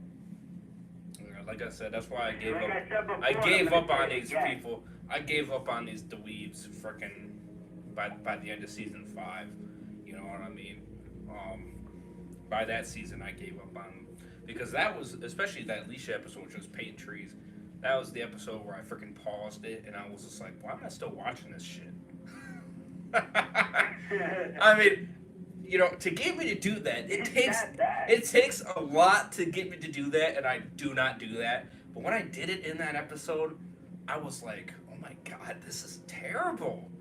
I mean, I'm like, ouch, you know? And then I was like, and I thought for a second, I'm like, oh, yeah, that's why I'm still watching. And I'm like, okay. And I continued watching. I'm like, then when I got to the end, I'm like, that was so bad. I just kind of shook my head, and I'm like, okay. I pray to the Lord the next episode is better. Please be better. And it wasn't. It was slightly better, but barely. Wow. Oh my god. And I know people keep saying season 6 is great. The first half is great. The back half is rough. It's rough. It really is. You know, I've said this before, and I'm there's gonna certain say it parts. again. There's If certain it parts. doesn't make sense, don't do it. There's certain parts I like the Teddy episode with Alicia. That was a good episode because it was entertaining. Bringing back that stupid character, whatever the frick his name is, that just shows how much I don't care about. Cole, yeah. Bringing him back, I thought that was... it's on back from you. That was stupid, but he's a dumbass anyway. Let's see here. The Daniel episode, that was one of the worst episodes out of that whole season. Probably the worst, because they completely shit on his character that whole episode, making him look like he's a psychopath and he lost his mind. I thought that was stupid as shit. I couldn't stand watching that episode. That made me start hating every character there, even Morgan, because they all went against him. And I'm like, really? You know? The episode where they killed John Dory, that was shit. I didn't care for that. You know? Let's see. The episode where they try to bring John Dory Sr., I thought that, I mean, it's okay, but it's cheesy. It's freaking cheesy as shit. You have freaking Karen, you know, you have June be a Karen, you know, in that episode. You know, he's freaking sitting there pointing a gun at her the whole damn time, and she's driving, right, and she's not giving a frick that he has a gun on her, but all of a sudden when he goes, just pay attention driving, honey, you know, calls her honey, and then she goes, oh, how dare you call me honey, and she freaking flips the fuck out, and she freaking she freaking goes on Karen mode. I'm like, what the fuck is that shit? Like, I thought that was cringe as shit. I laughed my ass off, though. I love Megan Path Presents. He made fun of that scene. I was laughing my ass off so much. He's just like, oh, here comes Karen. Here she goes. Oh, how dare you? That shit was funny. Oh, man. That shit's so funny. You know, so a lot of that episode was cringe. You know what I mean? And then obviously they're trying to get more people to watch, of course, because John Dorney Sr. You know he's back. It's like get out of here. You know, which obviously it didn't work for the viewership people because they did come back because they were curious on the episode, but then after that, then the viewers went back down again. So I laughed at that. And then the finale was trash. It wasn't that good. So and then obviously Yeah, John's dad was interesting for a bit, but then I'd say he was okay in season 6, and then I don't know, man, season 7 they just made him an idiot. yeah, and then they gave him another shitty death. Freaking had him get eaten by. walkers. Yeah, I was like, what the fuck? I'm like, what? I'm like, you people suck at this shit. Like, you guys can't. Like, You know, these are great characters, and yet you completely shit them off like they're nothing. Like, I'd rather him get you know, freaking going out in a badass way. I didn't think this was badass at all. I thought he that was. really killed himself for no reason. Like, there was no reason to die. I wanted him and to. he's like, yeah, no, I'm just gonna die. It would have been better if like he was doing something and Victor killed him. To be honest. I would rather him die fighting Strand. To be honest. But I really wish he killed Strand though. That was stupid of him. He should have not. He shouldn't have knocked him out and then walked away. He shouldn't have done it. He should have killed him right there. That's what I would have done. I wouldn't have cared.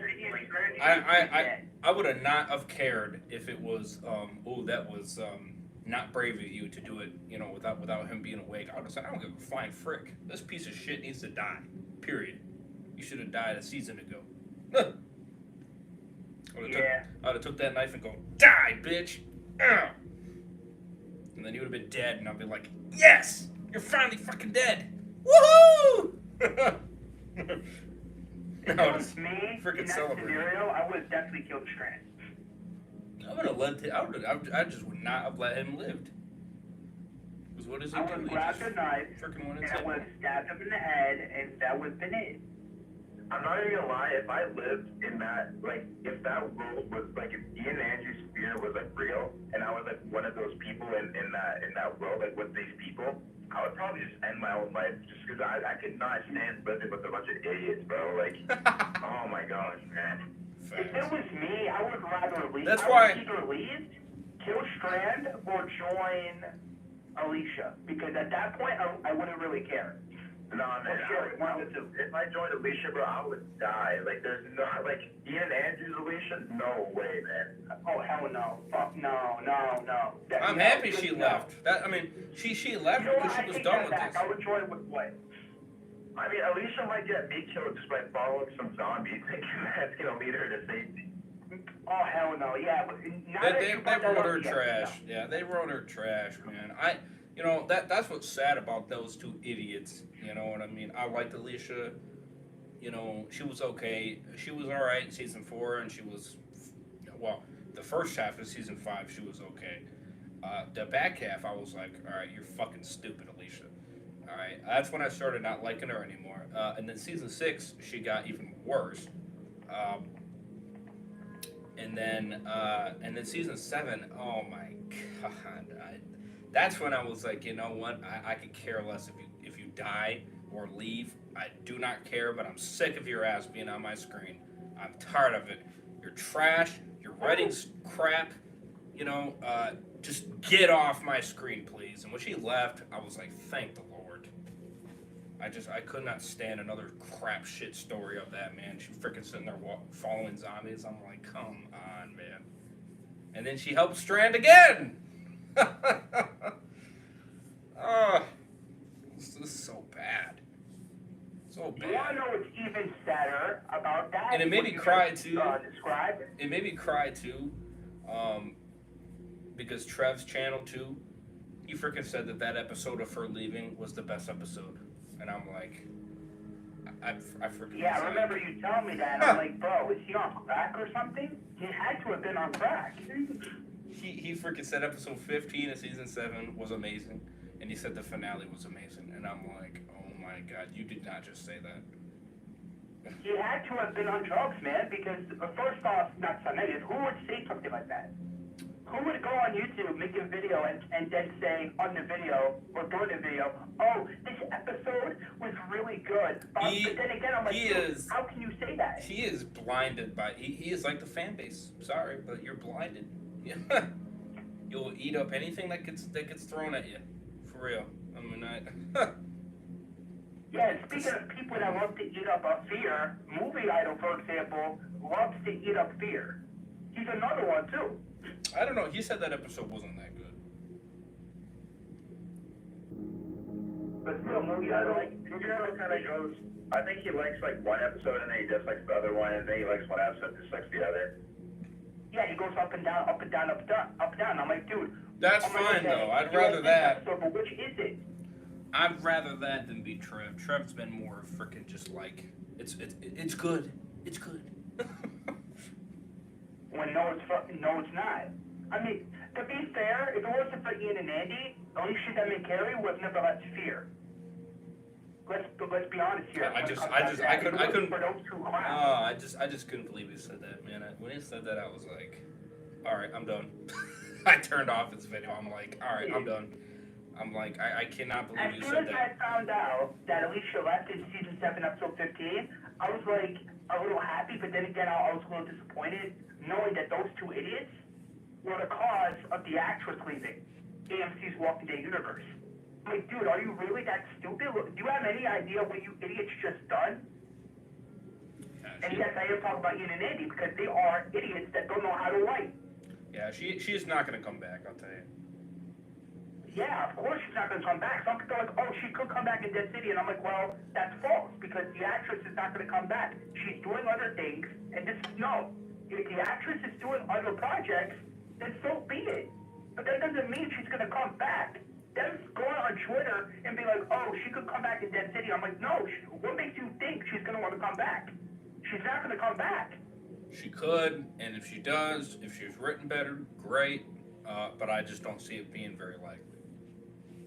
Yeah, I don't know, man. But then again, I don't see her coming back anyway because again, she's doing other projects. I would rather her just stay away. I'd rather her just stay away, personally. You know. Yeah. I just don't care to see any more of her. Really, I don't. You know, they ruined her character, Yeah, and I'm just not into it anymore. I'm really not. I mean, it's going to take a lot. Her writing has to be beautiful in order for me to start liking her again. To even start having that. Okay. There might be some redemption, you know, but it's going to take a lot because, you know, the way they ended her shitty character, I mean, it's a sour taste, you know what I mean? And that's not going to be easy to go away, you know, so I'd rather her just stay gone and just forget about it, you know? Yeah, I totally agree. Same here. I mean, again, let's see here. The actress wants to come back anyway. Let's see here. Some of these questions. I know some of these people. What's up, Angel? Welcome to the stream. Appreciate you saying hi. How you doing? Imagine if those people made a Walking Dead game. Interesting. Yeah, I don't see that ever happening. Like Until Dawn or the Quarry style?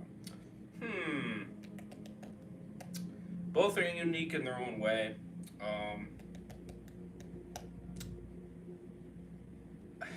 I think they're both good games. Yeah, they're both good. I would probably say Until Dawn just because I'm a little bit better at the controls.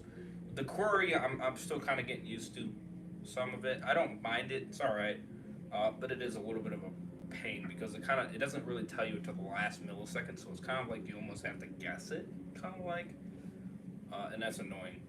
Because I don't like getting the characters killed when I'm not trying to get the characters killed. But then I messed up on the pushing the up thing, you know, up or sideways, you know what I mean? When, you know, because then the character will trip, you know what I mean, if they're running and shit. I hate that stuff. That stuff irritates me because it's like, I'm not trying to screw it up, but they don't tell you fast enough. So when they don't tell you fast enough, I can't do it fast enough. So that's where it's a little bit frustrating. So I will pick Until Dawn. I have not finished Quarry yet, so I really can't say too much on it. I mean, I'm enjoying it. It's interesting.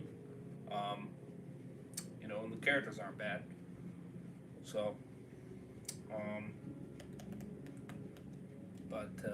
yeah. I don't know. I think the Until Dawn is a little bit more scarier. It just has a more scary atmosphere more to it. Because when I'm thinking, when I'm thinking it's gonna be scary, it doesn't be scary, and I'm like, oh, all right, you know. And then when it tries to do a jump scare, then it just completely calms down, and then nothing happens. So it's like, oh, all right, you know. So I don't know. I see that you're replaying Detroit Become Human. I really like the QTEs for that one. I think they're really unique. Yeah, that one. There's a lot of crazy different choices. I'll say it's insane. You know, it's pretty nuts. I will say. You know, I'm a little bit surprised that people voted for that one to do alternates over doing a bunch of new games, because I know I have so many new games that I could do right now. But it's fine. You know, hey, you know. So we got a lot of content. I know so many people keep asking me, do this, do that, do this. Eventually, I'll get to it. All right. I'm in no rush to rush my way to get to those things. When I get to them, I'll get to them. You know. Don't worry, Mr. Ray's will do it all. You know, at some point in time. So I'm just going with what the community wants to see right now, and that's what I'm going with. For the Walking Dead Thursdays, though, we're gonna stick with Fear. Like I said, I'm just gonna keep going. It's the final season. I got this far. I wasted my life watching season 7, which I will never watch again. Well, no, I can't say that because it might have me do this challenge. If you guys want me to do this challenge, I might do this challenge of watching every episode from the beginning to the end. I'm never watching season 4 to 8 ever again. Same here. To be fair, I can't do it. I don't care. I don't care. I'm gonna say this though. Oh, I'll pay you $100. I'm not doing it. I'm gonna say this though. I'm gonna ask for a lot of likes. I'm gonna ask for a lot of likes. I'm telling you, I'm gonna ask for a lot. You know, and maybe some subs. If you ask me, I would suggest you ask for 20 likes. A little more than that. I think I was gonna say 50. Yeah, there you go. 50 likes. Something like that. Because, like I said, it's not going to be bad for 1 through 3. That I can watch all day long. That won't be an issue. Season 4, fine. Season 5, no. That's going to be a torture. Season 6, not so bad until the ending. Then that's when it's going to get hard. And then obviously season 7, oh my god, it's going to be terrible. Season 8, so far it's fine, so I mean, I probably won't have too much bad about it, but yeah. I'll probably ask for 50 likes, so. Which? What are your thoughts on The Expanse? The Expanse? That one? It's a Telltale game series that they made. Yeah. I don't know much about it. I just know it was a TV show. A TV show got 6 seasons of it. Apparently, this is like a prequel to that. So this is before the TV show. So this is. I don't really think it looks good. Yeah, I think it looks pretty fire. I watched the whole trailer. It looks very fire. I like it. You know, and then I watched Don the Bond. Yeah, I think so. I watched Don the Bond's video on it because I know he went in depth on it. He showed a little bit more gameplay of it, and he went into a little bit more. Some of the things that you could do. He didn't say too much because spoiler, you know, and he was only allowed to say so much. But the amount that he showed, I was like, looks fire. So I'm pretty excited for it. I did pre-order the deluxe edition, so I will be getting the bonus episode. I will be getting it 24 hours early. You already know your boy Ray's. We ain't missing out on any of that. So, so I did all that. I probably won't do it until the next night, because it's going to come out at 12 a.m. on the 24th of July, so I'm probably not going to do it until the 24th of the nighttime, so the nighttime part of the 24th. because I'll probably have a job at that point, probably. So maybe, I don't know. Hopefully. So, but yeah, as long as you guys, want to, show the likes and everything, which I'm seeing quite a few on that. So that's cool. Let's see how many likes I got on it. I got 5 likes. So yeah. Looks like that will be the case. So that would be cool.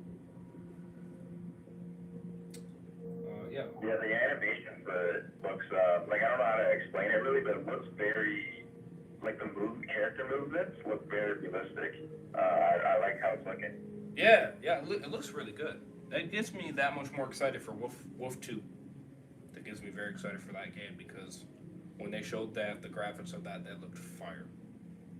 That looked so good. In that trailer, it looked so clean, it looked so crisp. So I'm excited. It's okay that we have to wait a little bit longer. That's fine. I'd rather the game be done and ready to go, and not be a glitchy mess. So, I'm all right with that. So, my guess is we'll probably get Batman Season 3 probably after that. That's my guess. I think after Wolf Among Us Season 2, I think that's when we're going to get Batman Season 3, because they confirmed the Expanse is the new IP, and then after that, we're going to get Wolf Among Us Season 2. So it's possible we can get Batman after Wolf Among Us. Yeah. So. Well, yeah, there's supposed to be there's an unnamed game, apparently. Unannounced game. Yeah, and apparently I heard that they are working on it. They are working, but it's probably like early development, so they're probably working on this story part of it, and maybe they're trying to figure out, okay, actors, you know what I mean, to voice the series, you know what I mean. I could definitely beat it Season 3. They're probably trying to get everybody back, you know what I mean, from the first 2 seasons. So I could be seeing that they're trying to work on that, and it's going to take a little bit of time because you shut down for a bit there, and if you're going to do a Batman Season 3, you want to make sure that those actors are going to come back for Batman and other characters that you have in there, like John Doe, excuse me, the Joker, and you have all the other characters too. I can't remember their names at the moment. I'm drawing a blank. Yeah, Batman, Alfred, those characters. Yeah. I don't know if You might get some inspiration from like the 2022 Batman movie, and then maybe the next one if it's out by then, and then like there's like the Penguin show, so I might get some inspiration from that too. Oh yeah, and I definitely know that they're going to do a Season 3. I'm telling you they will, because they hinted at it so much. They really did. They released a black and white version of Batman Seasons 1 and 2. They released that version of it, which was really cool. I know we haven't finished it because kind of things went shit show there for Mr. Bitches at the time when we were doing it. So I apologize about that. So definitely one of these times we'll get back into it and we'll finish it for sure. So they did that for it, and they've been kind of doing these happy days when it was Batman Day or whatever. Again, without a doubt. It might take a little bit, but that's okay. That's fine. I don't know if Alfred's going to be in it. That one I'm not sure about, because in the end of Season 2, he leaves, if I'm not mistaken. There's a choice there where you can choose to either let him go or to have him stay. So I don't know how they're going to do that. And I'm not sure if you hit let him stay. I'm not sure if he stays or he still leaves. That part I'm not sure. I think in this second version, I think we were gonna see if he, because the option that we picked was let him leave. So I'd be curious to see what he does if we say let him stay. I'd be very curious to see what he does, whether he does stay like he said he's going to, or if he just decides to leave anyway. So that would be interesting on that one. Who is this person?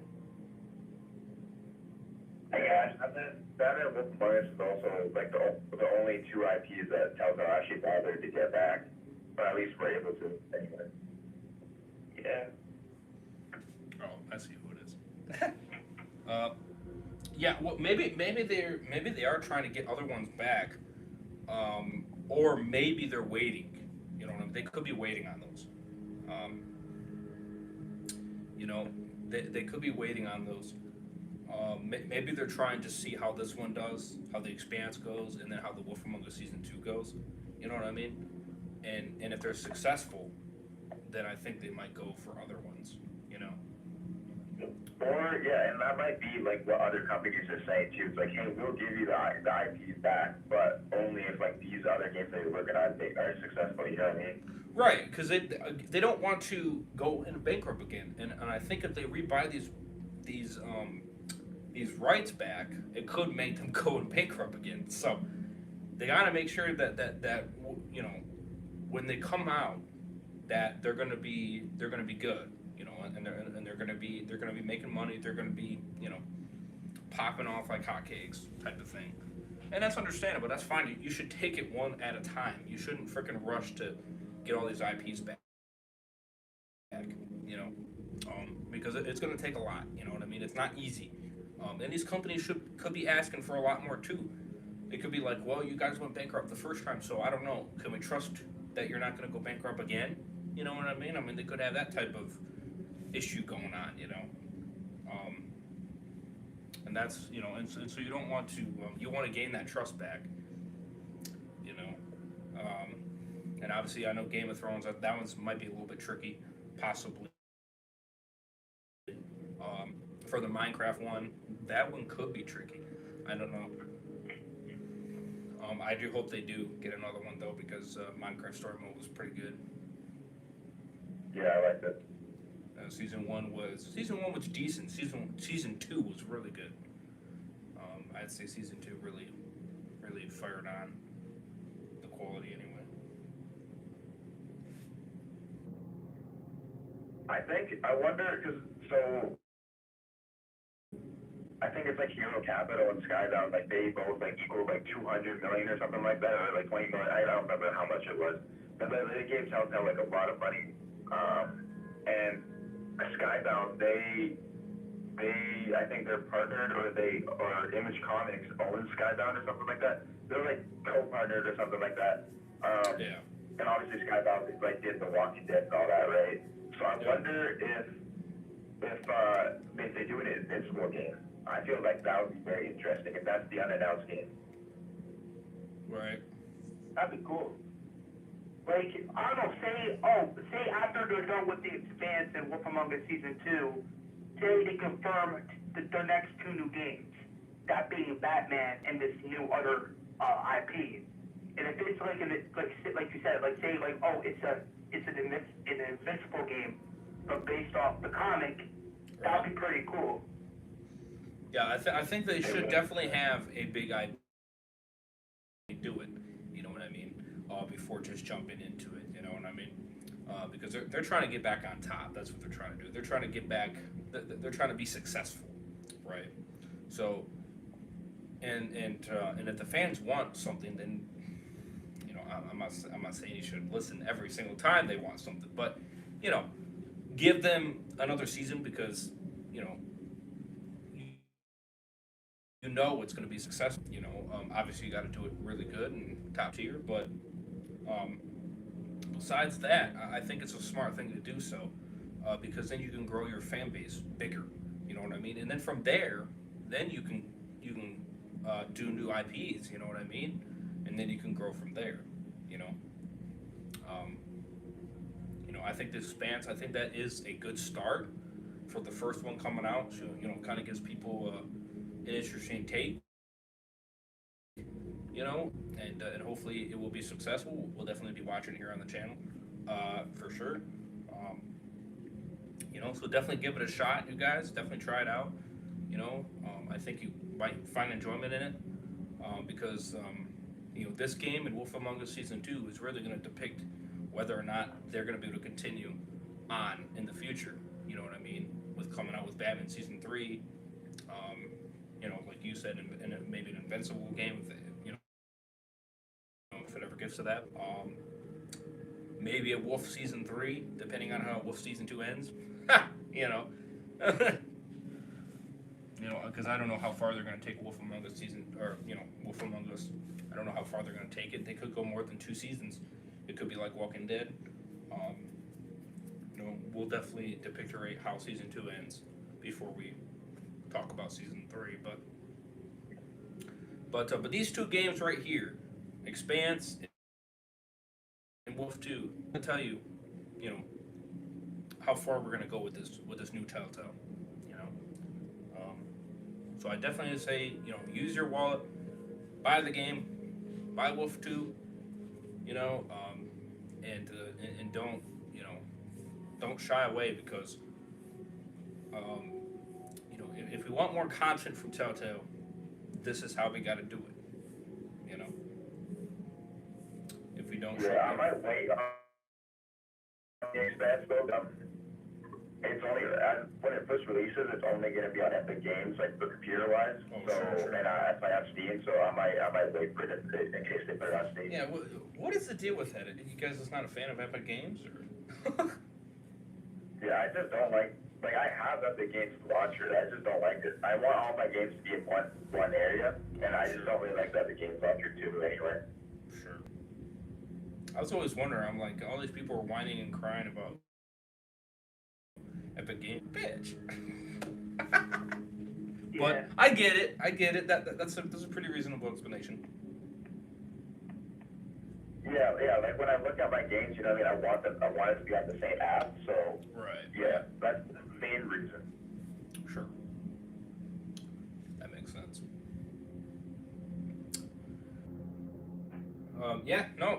Definitely. Definitely don't shy away from it. If they don't make money on these games, we're not going to see any more of them. That's just where it is. And I think that's why they're taking their sweet time on these, because they want these to be as good as they possibly can be, and they don't want these to come out bad. Because they can't afford it again. If they fail again, it's done. You know what I mean? I don't think they're going to get a third chance. I really don't. So. Yeah, I agree. Yeah. I really don't think so. So this is their second chance, and if we don't support them financially, they're going to go under again. That's just where it is, So, that's very nice of Skybound to sit there and give help support them by giving them $8 million or something like that. They gave them, I think it was $8 million. So that's awesome, So it kind of gives them a good foundation, But I think doing one game at a time, I think that's what they're sticking to. They're sticking to 2 games at a time. That's fine, You got part of a team working on one, and you got part of the team working on the other, and they're just that's fine. And I don't think they should do any more than that. You know what I mean? And people that are over patience, you just need to be patient. That's what it is. You just need to be patient. Yeah. With the new Telltale, I do believe they could succeed. I'm going to get Wolf Among Us season 2 whenever it comes out, and I do believe there's potential. However, as long as they don't continue to make the same mistakes, I think it's safe to make the. I don't think they are. I don't be better. Right, and I don't think they are. I think what they're doing here, where they delayed Wolf 2, until next year, I think that was smart. I heard that they got a new engine. They got Engine 5 now instead of Engine 4, and they said they could do so much more with Engine 5 than they could 4. So that just tells you right there that the Season 2 might even look even better than the trailer that we got. You know what I mean? So, so that's great. The sucky part about switching to that new engine is that they had to redo everything that they already did on the previous engine. So it kind of sets them back. That's the sucky part. But if that's the little bit of sacrifice that you have to take to have a better engine, that you have to go back and redo that, then that's fine.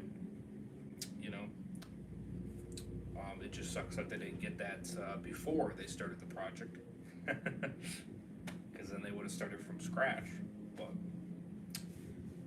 But it is what it is, you know.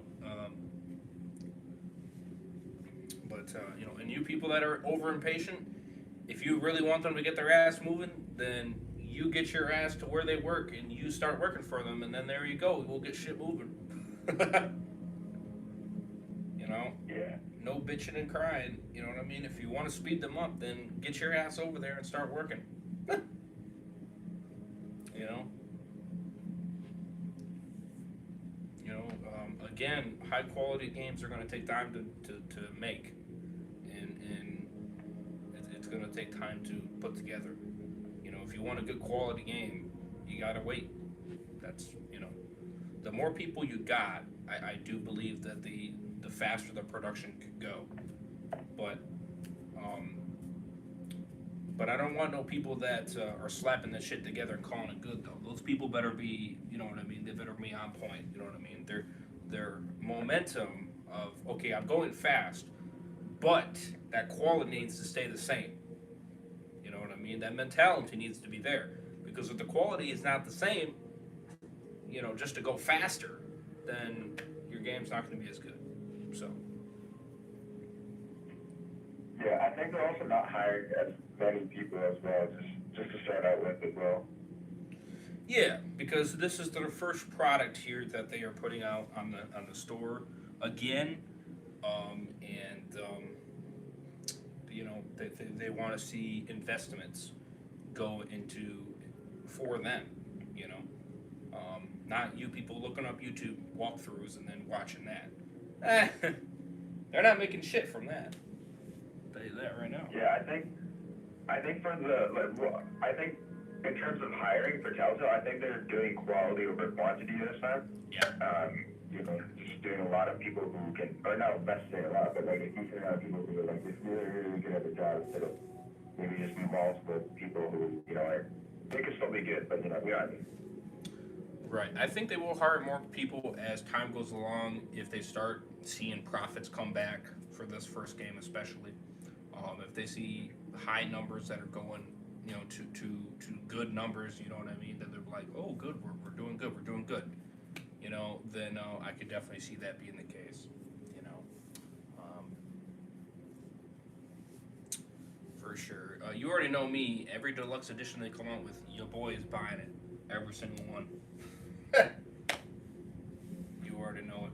We're gonna single-handedly make Telltale rich. Hey, $45, I ain't bitching. I ain't bitching. I get a bonus episode, I get 24 hours early, I ain't bitching. I mean, if the price is good, I mean, I don't see why not. Yeah, I think that's... Like, if the game looks good, I would be like, yeah, let's go. Yeah, I think that price is fine. You know, the quality looks supreme, so that's good. You're gonna give me a bonus episode? That's great. Not gonna complain about that. Giving me more content.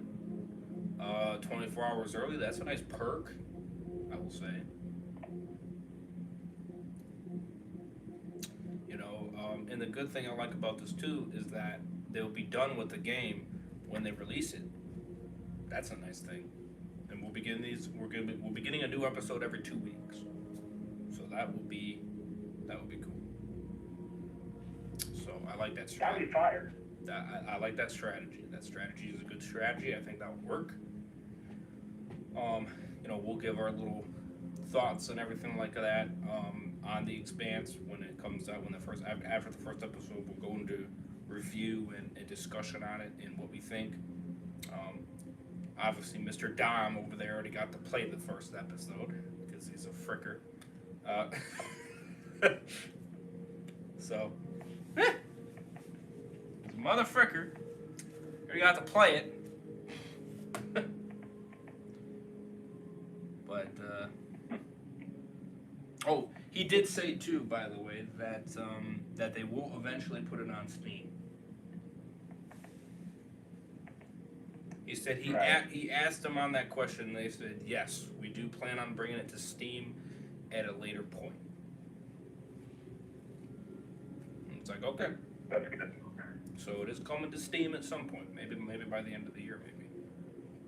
Maybe by the end of fall or something. Maybe in that time frame. Which, that's cool. So with the bonus episode, does that mean there's going to be 6 episodes in total? Seems like. 6 episodes, let's go. That's something they should have done with some of their other games. Yeah. Have one season each with six episodes. That's something the old Telltale should have done. Yeah, so let me see. I'll go right to it right now, actually. Let me see, because I Yeah, so you have 1, 2, 3, 4, 5, plus the bonus episode. That'll be 6 episodes.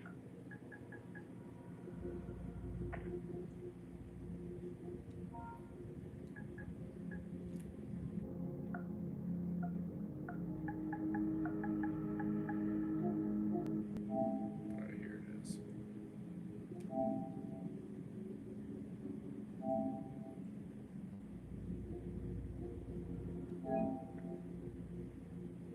Is this the right one? Let's see.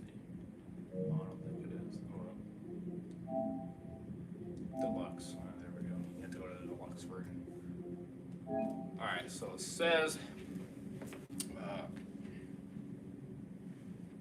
So it says Episode 1, Archer's Paradox. Episode 2, Hunting Grounds.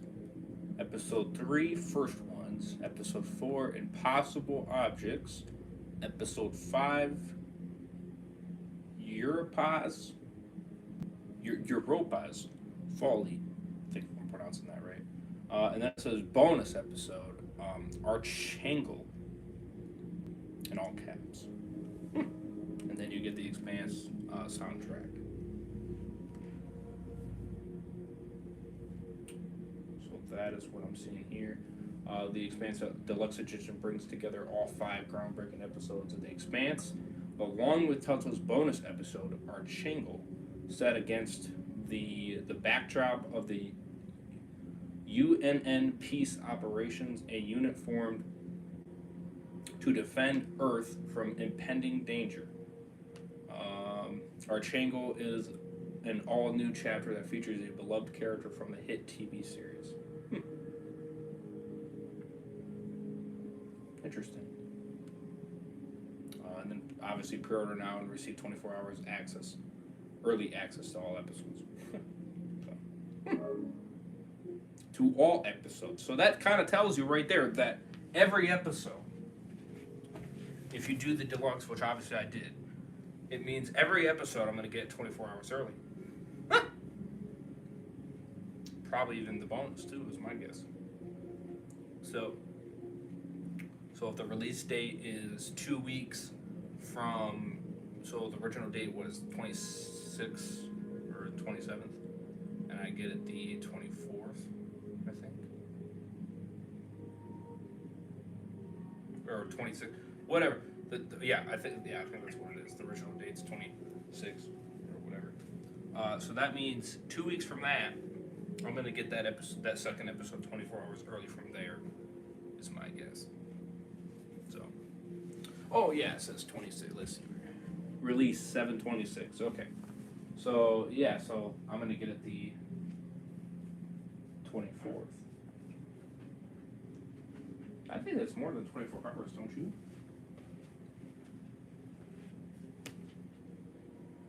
I think that is.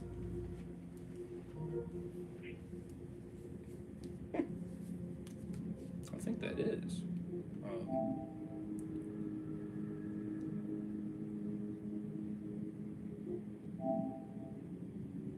54 days, 2 hours and 52 minutes.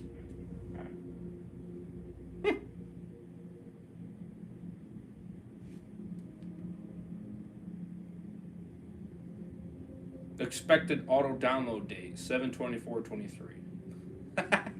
So I think that's, oh, maybe it is Monday. I don't know. Whatever. Whatever. I don't know. I think in regards to the gonna be a good game. I think it's gonna be good. I saw the trailer for it earlier today. It looks pretty like cartoonish, but then again, that's Telltale for you. So we'll see how it goes. Right. I actually like the look of it. Appreciate 8 likes, guys. Much love. Thank you.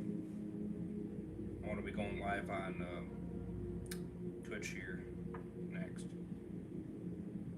I might do a poll on my channel asking if I should play Telltale's The Walking Dead on my channel. I don't know, but it depends.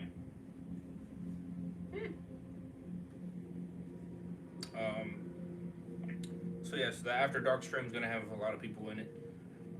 Like I said, we'll be starting that tomorrow night at midnight, 12 a.m. Eastern. Whatever time zone that is for you, it'll probably be different.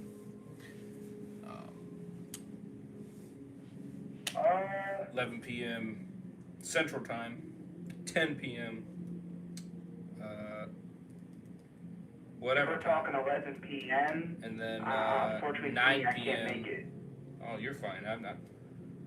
It's understandable. I'm just saying. Yeah, these After Dark streams aren't going to start any earlier than midnight. So, they can. For specific reasons. So, these ain't for kids. That's why I'm not doing them any earlier. Yeah. So, if people have a problem with that, oh well. It's not my problem. So it seems like majority of the people are on board with it, so that's cool. Hey, it's all right. It's a Friday night. Who cares, right? Who cares what time you go to sleep? It doesn't matter. Friday, I don't really care, but when it comes down to like Monday through Thursday, it depends. Yeah, well, that's what it is. It's tomorrow night at midnight, so that's Friday night going into Saturday. So, but we already got a lot of people on call. We got Guns that's gonna be on call. We got Connor that's gonna be on call. So that's 2 people right there. We're not gonna do any more than 2 people at a time because we don't want over talking. We don't want none of that. We don't want interrupting. We don't want none of that. And then they're gonna be on for an hour probably. And then I think we're gonna switch it up random. And I guess his friend apparently wants to be on. So we'll be doing that. So I think we'll be switching it up there.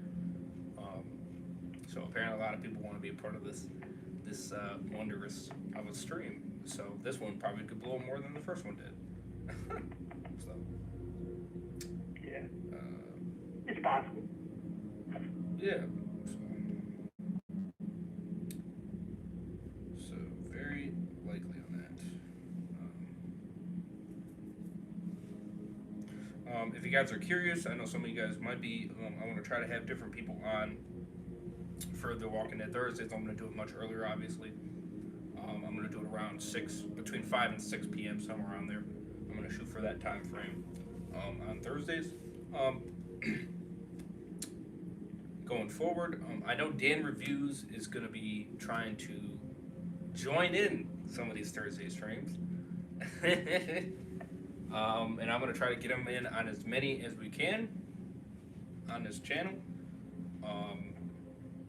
And I already know a lot of people are like, ooh, have me on, you know what I mean? Super Batman already wants to be in it, and Dave Walker already wants to be in it. So I think that is all we are going to do. I think that's the max we're going to do is 3 people.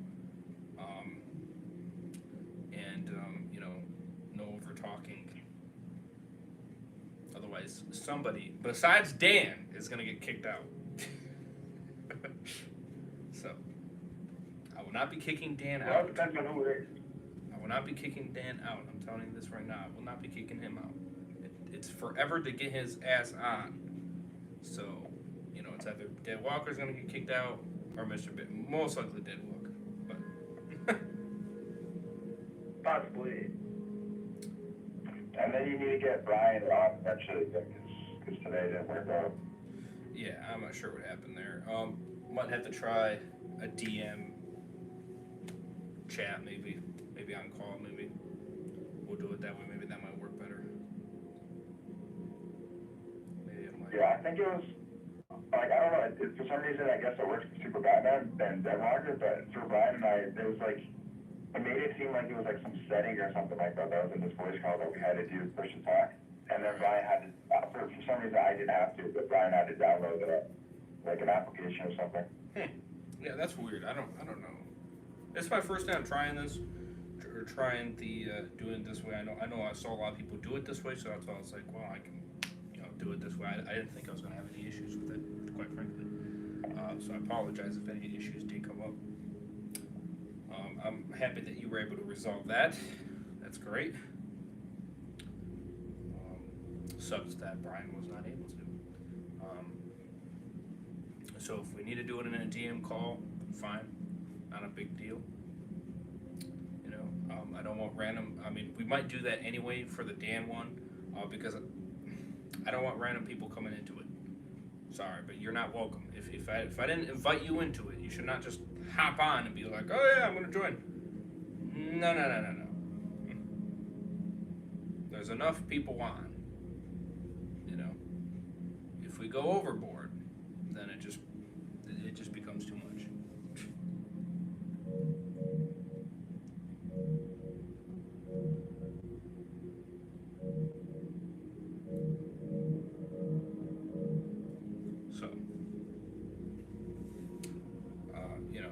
So, I just don't want people talking over each other,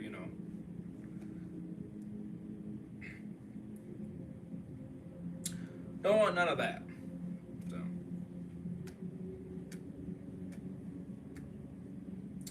don't want none of that. I think I'm going to continue Fallout 4 and Resident Evil 4 remake. Continue. Where are you in Resident Evil 4? What's up? Where are you in Resident Evil 4? Like in the game? Shit, I don't even remember. It's been a hot minute. Let me see. Did it 2 weeks ago.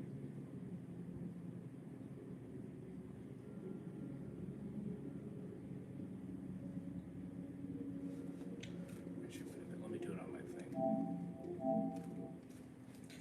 I'll do it on my system It instead. takes about like 15 hours to beat. That's fine if it takes a while to beat, that's alright.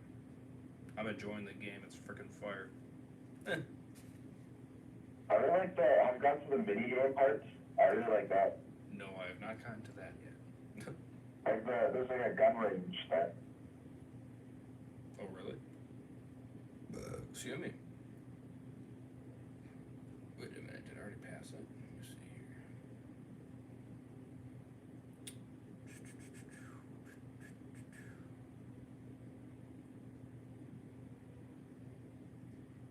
Let me see, where are you? Somewhere. Oh, there it is. That will be the day that I'll be.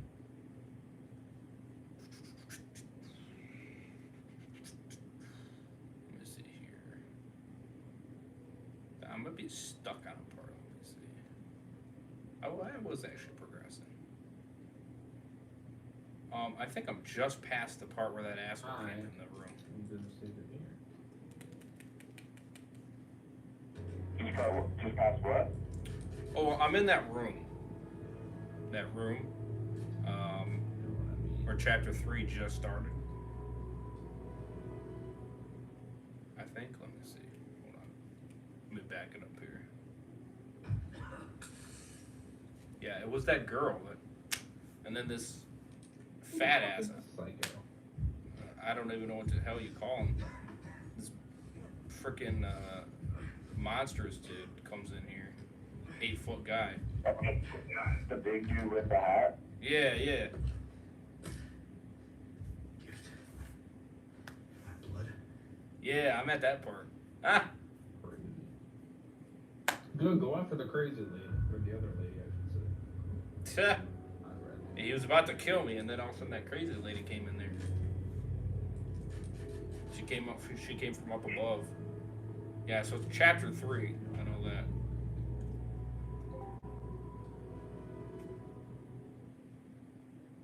I don't remember how many chapters there are. It was like, I think it was more than 10. Seems he used to be a researcher for Umbrella. Umbrella? I should have left him in that bag to rot. Still alive? I'm sending you the details. Take a look. Yeah. Baby Eagle is your priority. There we go. Oh my god, that's crazy. Make my way to church. We got in good conversation. We kind of went off on. I mean, we kind of, you know, we were kind of going all over the place a little bit. Yeah, chapter I'm gonna 3. go for a few more minutes, but Yeah, no, it's. I'm gonna go with some music. So I'm gonna play that. Yeah, so definitely where definitely where chapter 3 starts. That's where I stopped. So, and I think I'm gonna go up on this roof What are you guys? or this. What are you guys talking about? The comics? Oh no, maybe not. No, Resident Evil 4. He was asking. No, it was Resident Evil 4 where he was asking where I was at in the game. Because episode 2 of Fear the Walking Dead is going to I'm come back. out in a second here, in 5 minutes. So I'm going to get ready for that live stream for you. So that's where I'm at. I'm where season or chapter 3 started. So. Yeah, what's up, Walker Dead? Yo, what's up, Super Banger? Just got back. How you doing? Pretty good. That's good.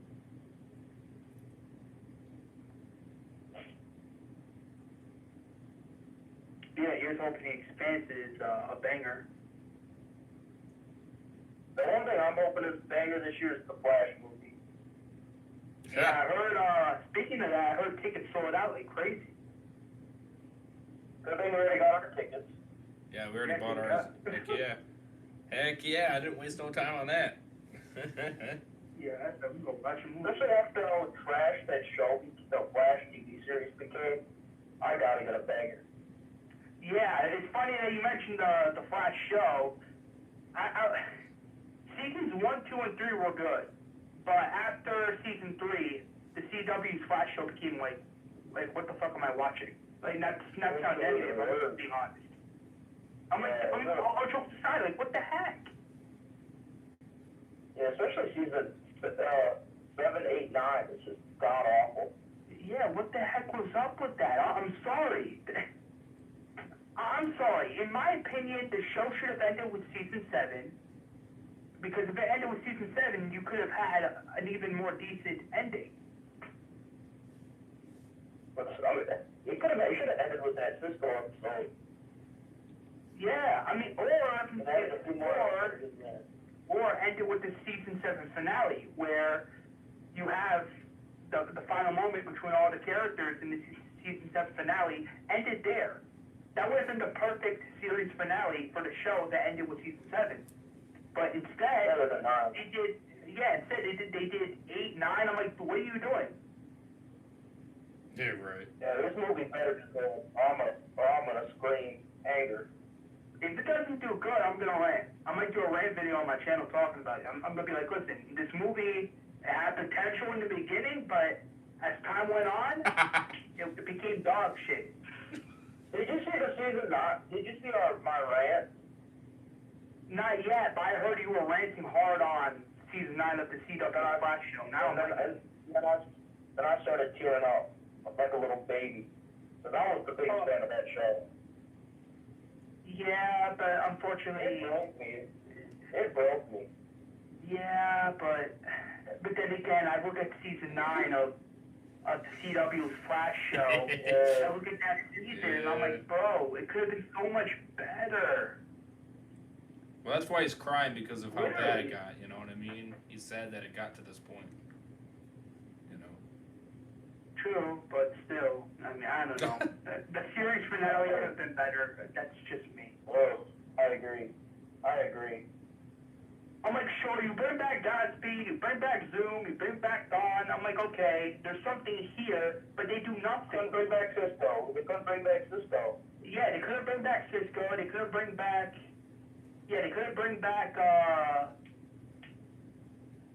back this guy for one more episode, which in my opinion is bull, but it's whatever. Cisco really should have been in that episode. Yeah, Cisco was on the show since season 1 of the CW Flash show. And you're telling me he's not going to make a cameo? That's some bullshit. I'm sorry, that's bull. You bring back freaking Zoom and he has to fight the new OP Caitlyn. Get out of here. Yeah, you bring back Zoom, you do nothing with him, and then you bring back Godspeed, you do nothing with him. I'm like, bro, what are you doing? Flash fighting a non-powered character with the character that shoots light. Who cares? Yeah. Right. Again, the CW Flash show, in my opinion, should have ended with Stephen Savage. You should have ended it there. You could have given that way better ending. But unfortunately, they didn't do that. Right. This movie, I think, is going to be good. I'm excited. Yeah. That, Spider-Verse and Transformers, I'm excited. Oh, yeah. Terminator. Forget it. They're going to blow up the box office. With those two movies, forget it.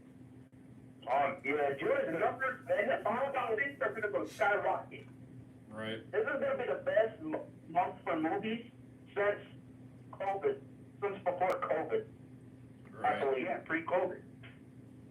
About how many bangers we're going to get. Hell yeah. Indiana Jones. Hell yeah.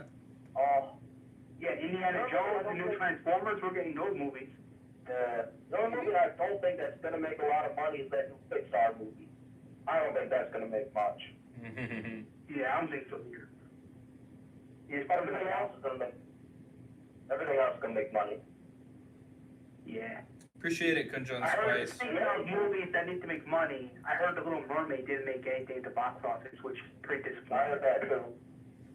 Such bullshit. I actually watched it on my phone. I actually watched it on my phone. Did you enjoy it or did you think it sucked? I wouldn't blame you for that. Well, what's up? It's pointless. That's all I'm going to say. It's pointless. Yeah, like what the I don't know, man. These people. I didn't pay money to see it. I saw it for free. I saw it for free on my Yeah, right. Yeah, I have not seen it yet Little either. Mermaid, I've not that seen makes it. no sense. Wait, was the quality good though? Was the quality good or? No, I heard the quality was garbage. No. Someone on YouTube. Not said you, the not you. quality I was talking about- It's like cheap. No, I was talking about Mr. Bitches. Was the quality good or? Alright. Alright. It's okay. There's gonna be a live action How to Train Your Dragon, and Nico Parker, the girl from last It's all from the last one. Oh my god. I think they're gonna do sequels No, I heard this on all morning these. she's gonna be in the movie.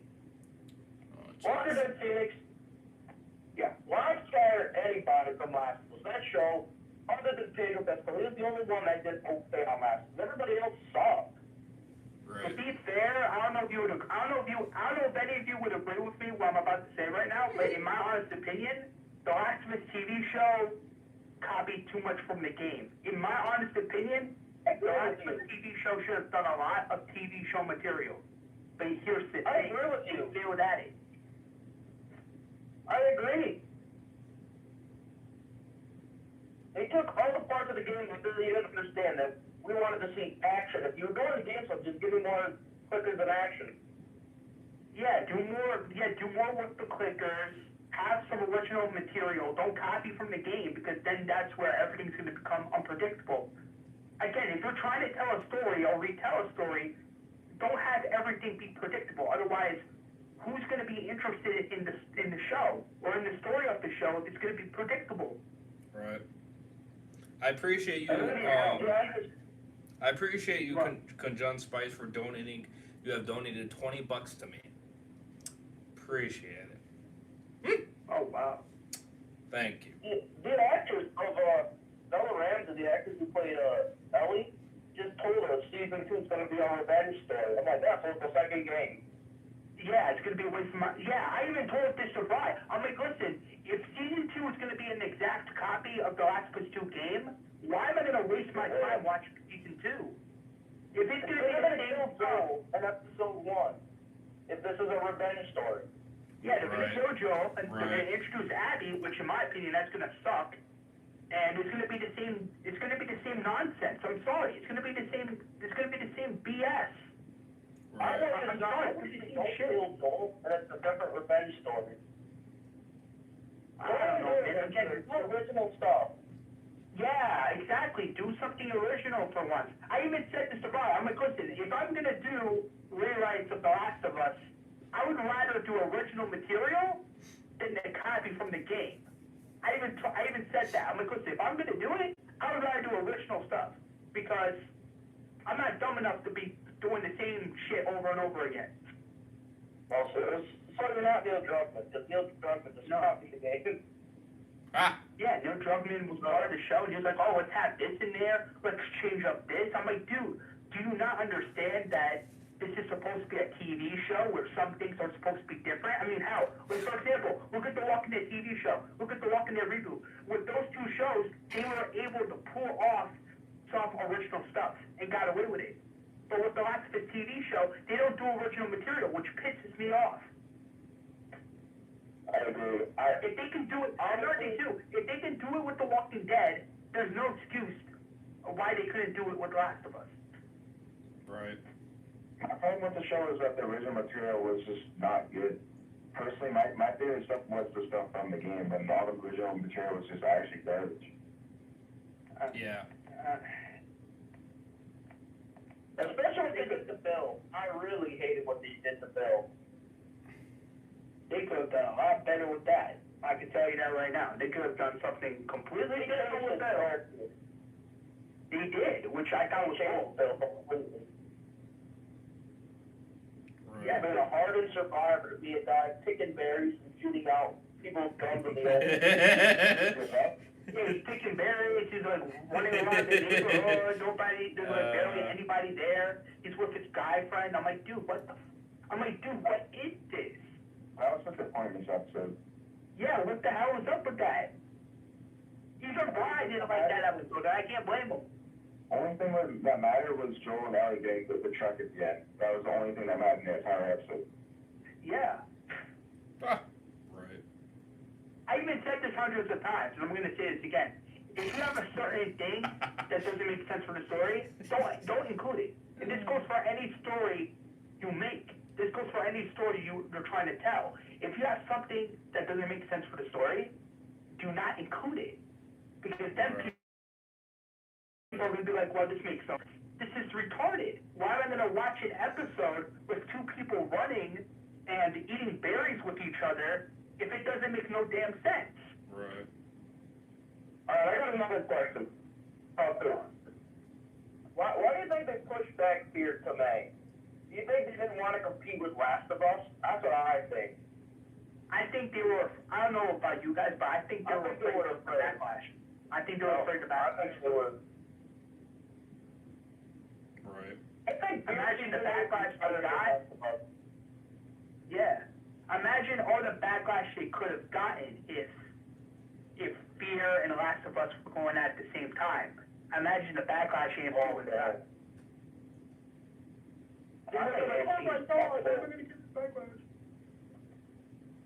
I think that Ian and Andrew were just dumb as can be.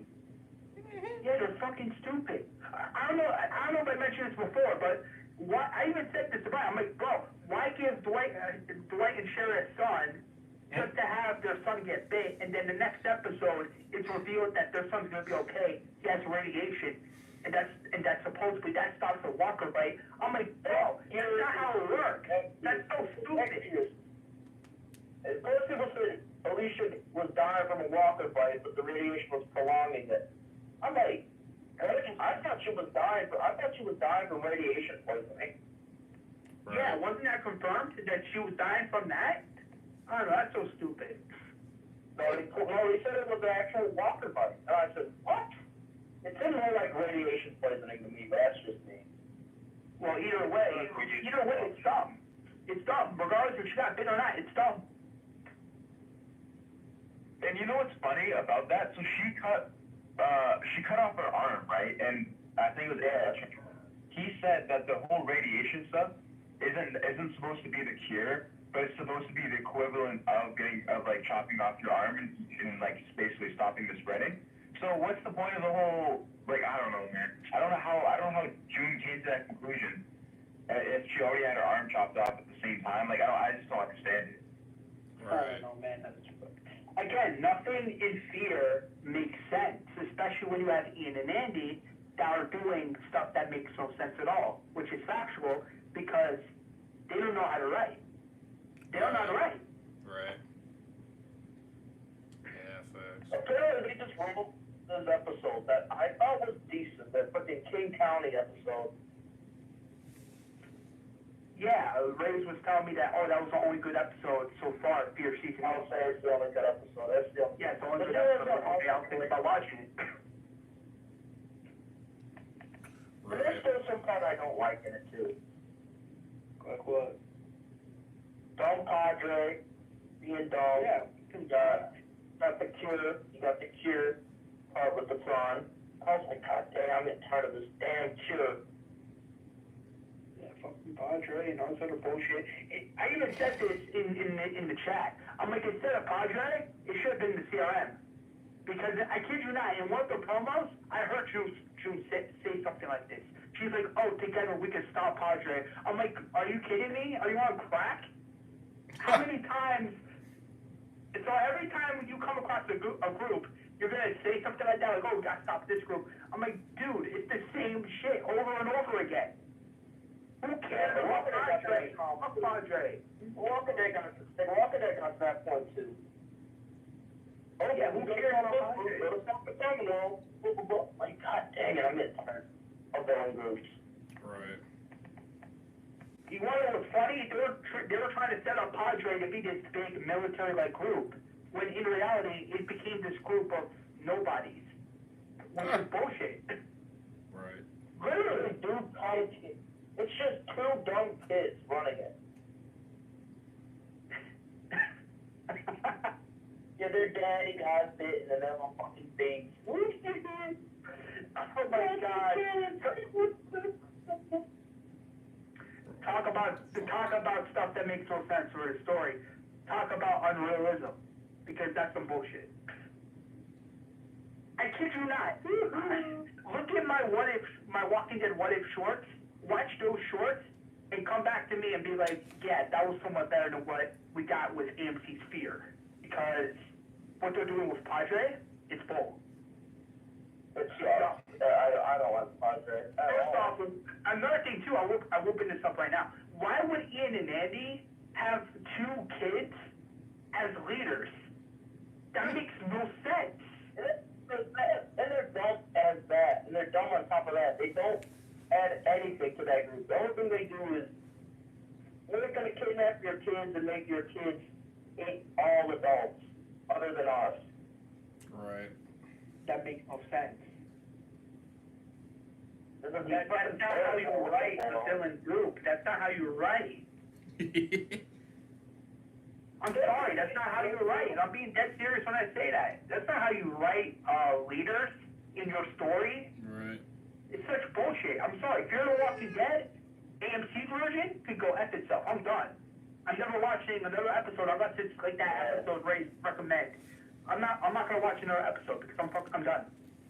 If I find out from one of our supporters that the ending was trash, I wouldn't be surprised.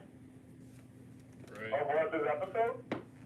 No, if someone someone told me that the series finale of Fear was garbage, I think I would be surprised. I heard Victor Strand is gonna be the main villain again. Oh my fucking Get out of here! Get out of here! Yeah. My gosh, my goodness, why? You better not be, You but I know don't what's know. funny? I just figured this out now. So when I was on the wiki, I noticed Strand's fate on the wiki, and you're not gonna believe what it said. It said unknown. So you're telling me he's gonna come back in another episode? When the back half. I heard he's coming back in the back half. Yeah, the back half. Oh God. I don't even want him to come back. No, I'm not even in this first half. He ain't even in this first half. Yeah, the fucking clown should have been dead many years ago. Stupid. Yeah, TV show. I don't even miss Strand. That's the funny thing. Yeah, no, neither do I. I don't either. I'm actually happy he's not in it. It's great. Yeah, he's a fucking clown. It's The only awesome. character I like this season is freaking Madison. Madison and Morgan are so far the only characters I like. And Dwight. And Yeah, Sherry. They and have to Sherry. go fuck themselves. Yep. Yeah, Sherry, Dwight. The only two I care at this point in AMC Sphere are Dwight and Sherry. Everybody else I don't care. Madison I don't care. Morgan I don't care. Everybody else I don't care. They can all go die. But in the show.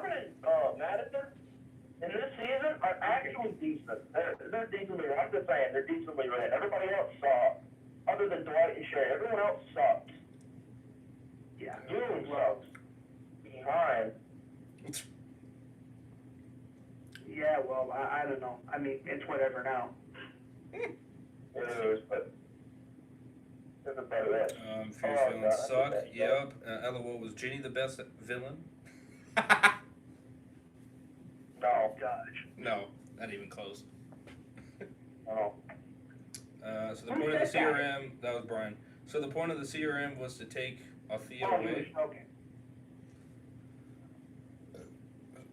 Yeah, so the point of CRM was to, Yeah. yeah. The point of the CRM was to take Althea away. That's the only point they brought her in. Yeah. And yet the actress is like, oh, I'm done. I'm not coming back. Maggie Grace doesn't want to come back, and I don't blame her for not wanting to come back. Gary didn't want to come back either. Brian says, Strand sucks, Brian said. I saw his new hairdo. It's gross. That's funny. Yeah, that 1980s haircut. Yeah, that haircut looks disgusting. That 1980s haircut with the afro. Yeah, that looks gay. You know what really sucks, though? I'll tell you what really sucks. Strand's hair in season 7 with the freaking military hat. Damn that look. Yeah. Right. I've never liked Strand. Season 1 and 2, I wasn't the biggest fan of Strand. Right. Yeah, well, now I can understand why.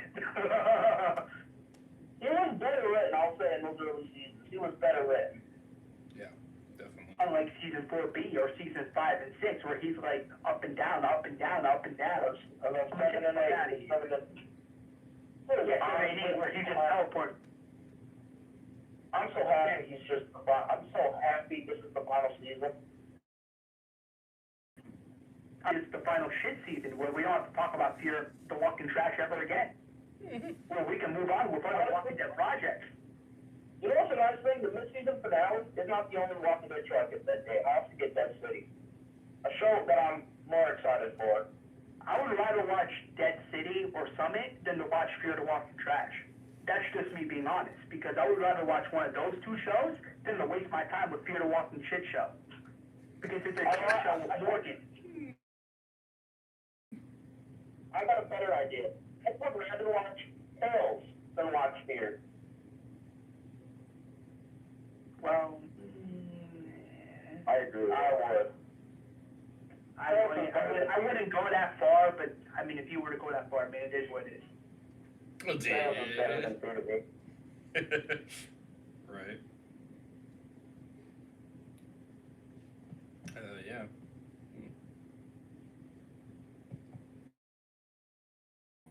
It's a little better than Fear. That's all I'm saying. Tales doesn't hurt as bad because like Fear had so much potential, you know what I mean?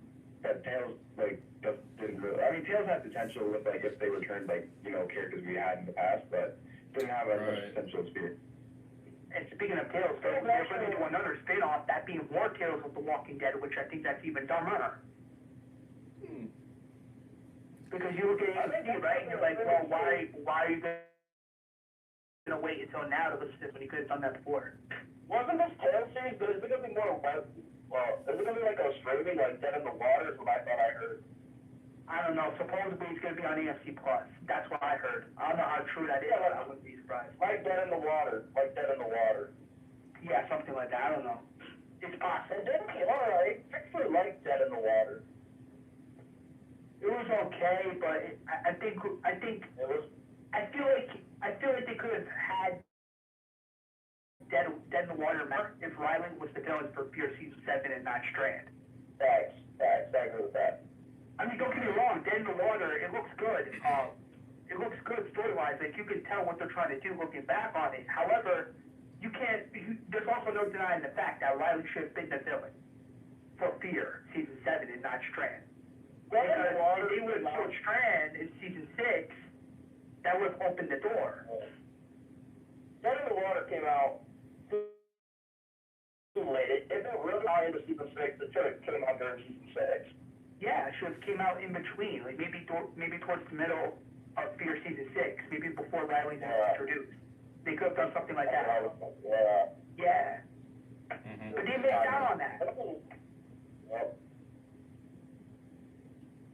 I just don't know why they're good. I wonder they're giving me more Tales. Why are you giving me more Tales? I don't want to see more Tales. First off, if it's not going to be with some governor or with another character from the past, then why are they doing more of this? I don't understand that. I think it's going to be. I heard. Yeah, I heard it's going to be more characters we want to see come back. Like we might get an Abraham, Eugene, and Rosita road trip episode. That's the shit I want to see.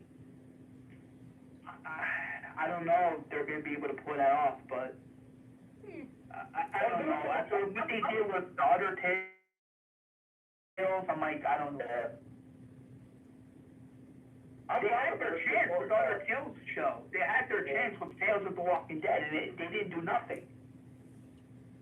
There was nothing with Kyrie. Nothing. There was a time travel episode, Which breaks the lore, and which was unnecessary, to be fair. It's not like people liked that episode. No, I know some people that loved that. This was amazing. Oh, they were sipping on it. And I'm like, Right. well, how can you sip on this episode if nothing made sense story-wise? Again, if it doesn't make sense for a story, do not include it. Let's see here. Brian and Strand betrayed the group how many times now? Yeah, I lost track. Too many. Yeah, I think you betrayed the group like, what, 5 times now? I can't even count. He did it so many times. Yeah, and Madison was giving them way too many chances. I enjoyed War Beyond more than Fear. Facts, I agree. I agree. Yeah. Especially Man, War Beyond appreciate it. season 2 was a really good. And is the best father. People will cry when Fear ends. Tears And of Daniel, joy. I don't think people are gonna cry when Fear ends. I won't cry. No. Tears of joy that it finally ended. Facts. I won't be crying. I'll be fucking playing music. I'll be playing the song Celebration. So I'll be freaking happy. Yeah. Isn't Daniel like 75? Morgan is what, 55? Oh, yeah. The Morgan is not up there in age because it's been like 10 years on the apocalypse. Remember the guy? Remember the guy from season 3 that had his brain eaten by a crow in front of Madison and Troy? Bet that's what happened to Ian and Andy. Oh. On the episode. Yeah. Kevin McCarthy, yeah. I did some research for Mother's Day. Apparently, the best mom in the franchise is Jerry's wife, Nebula. LOL. Ha! Nebula. That's funny. That's funny. You know what I wish though? I wish Morgan never left the Bay series. Imagine Morgan doing the Whisperer work. I mean, there's so many things I really just imagine. Right. That would have been fun. However, it's not Gimple, he was like, oh, let's have Morgan cross over to Fear. I'm like, no, don't do that. That's the excuse they gave. Morgan is one of the original, he's the one who taught Rich how to deal with zombies. Let's have him be our crossover character. Like idiots.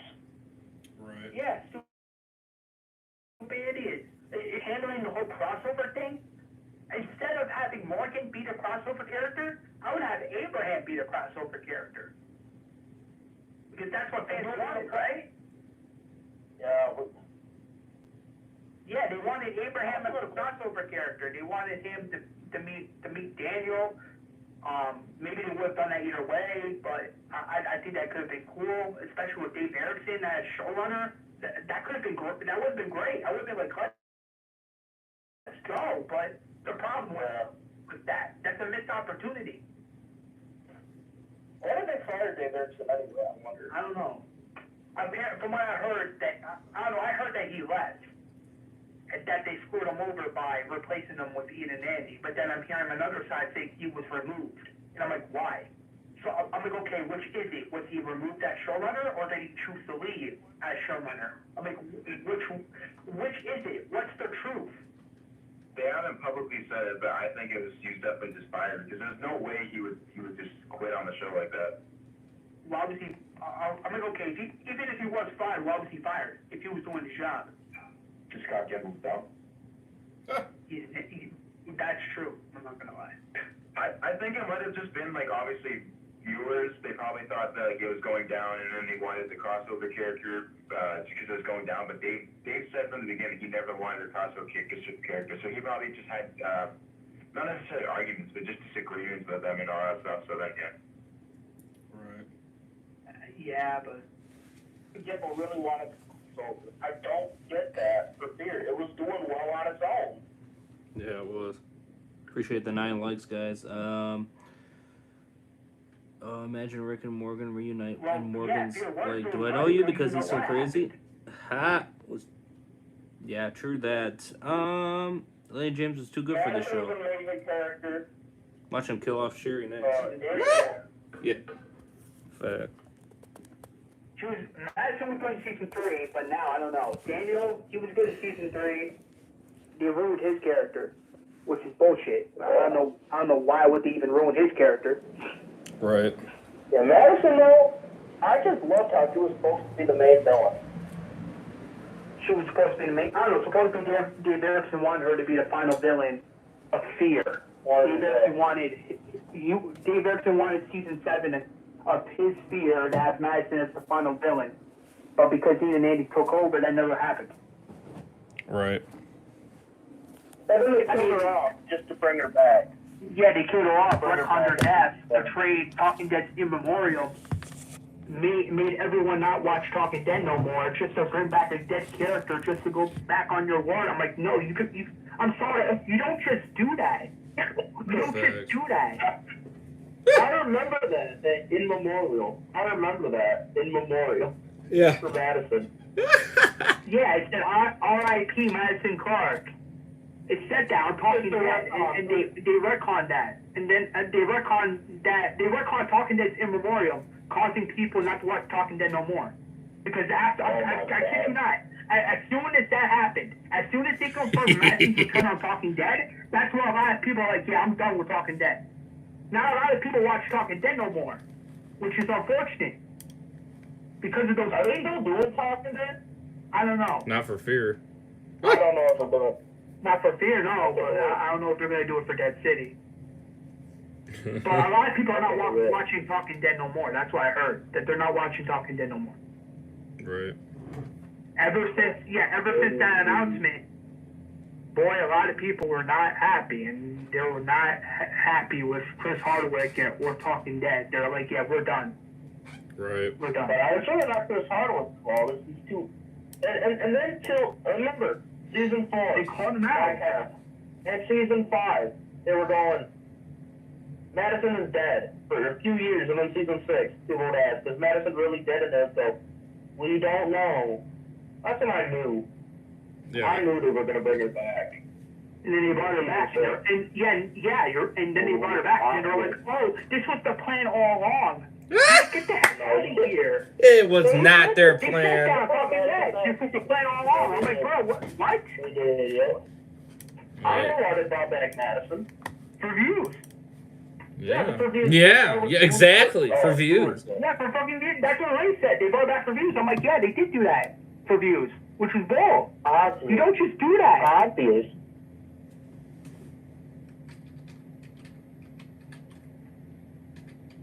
I just can't believe it though. Yeah, they went against their word. They broke a small piece of.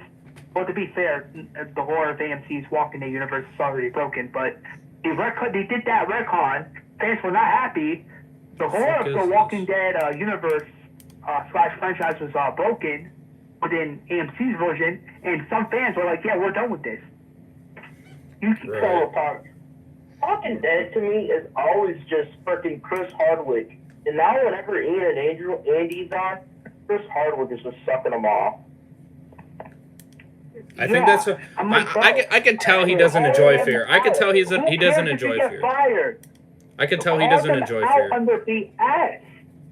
I can tell he doesn't enjoy Fear. I could tell. No, you got he seriously in there. He just goes, "You guys do the best job ever. You're the greatest." I'm like, oh my God, Chris. That's a lie. I'm sorry, that's a lie right there. I'm like, okay. If you really disagree with how Fear is going, call them out. He can't, but I think he can do it in a better way with, instead of just freaking calling them you guys do great stories. Maybe just ask them some questions about the episode and don't compliment them at all. I could accept that. Right.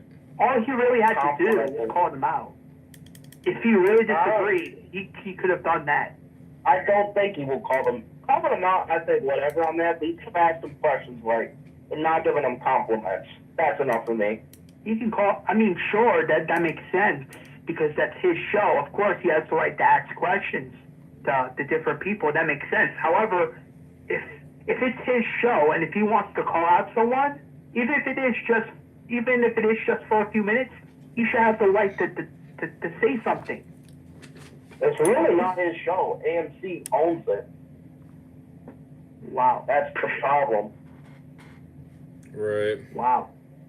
AMC owns Talking Dead. AMC owns Talking Dead. So AMC was okay with bringing back Madison for views. Yes, AMC is ultimately the ones that, if AMC really wanted to, they could have canceled Fear after season 5, 4 even. If AMC really wanted to do this, they would have brought back Dave Erickson and they would have made Fear good again. But here's the problem. Adam Kimball didn't want to. That too. I'm like, sure, AMC and Sky Kimball are not perfect. I will admit that. But I'm like, guys, if you really want fans to stay invested in Fear, just do what the fans want. Give them what they want. Have the writing improved. Have the characters be more improved. But here's the problem. They don't care about what fans want, which honestly makes me sad, but it's whatever. Yeah, they don't care about Fear. That's what I. Yeah, they don't care about the fans. They don't care about Fear. They don't care about the actors. Right. Which is terrible. How big is Padre? They don't care about Lenny James or Austin Emilio. I'm like, wow, that's awful. How big is Padre? Padre is really not that big if you think of it. Padre has like what, 100 and something people? I don't know. It's just a fucking island. Is all I know. It's just a fucking island. Yeah. I don't know, Padre. I don't know what they're doing. I would say I don't think they're the. I think the Saviors are bigger than Padre. Yeah, the Saviors in the show, they had like 450 something people. So if Padre is like what, 100, 130 people? I don't know.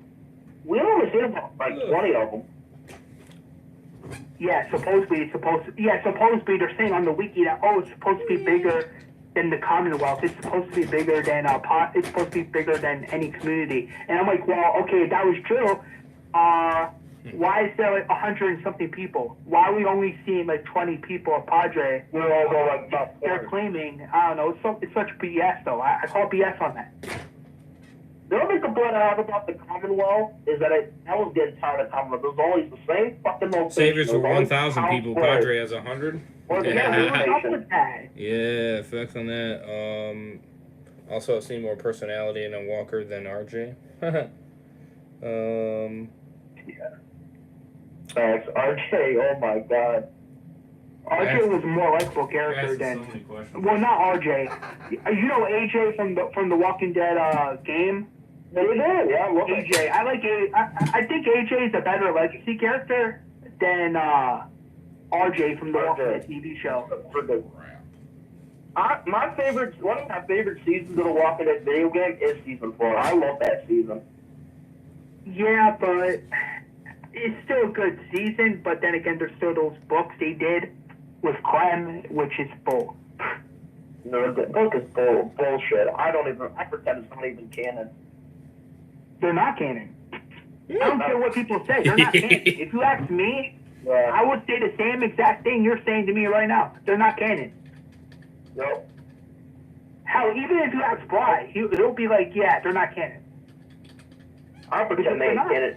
Canon ends to me after is the ending of season 4. That's the end.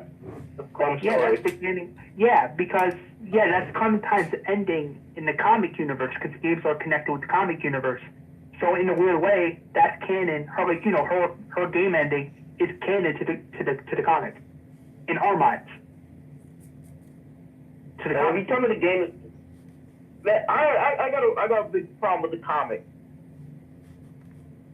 Clem's girlfriend is Tilly Walden. Tilly Walden is Clem's girlfriend. That's true. Oh yeah, speaking of that, she self-inserted herself as a character in the first book. I know. It's bull. It's bull. Yeah, facts. Did you finish it? Did you see him flying over a plane over her dead friend's body? I was like, oh my god. It's not even written good. That's fucking funny.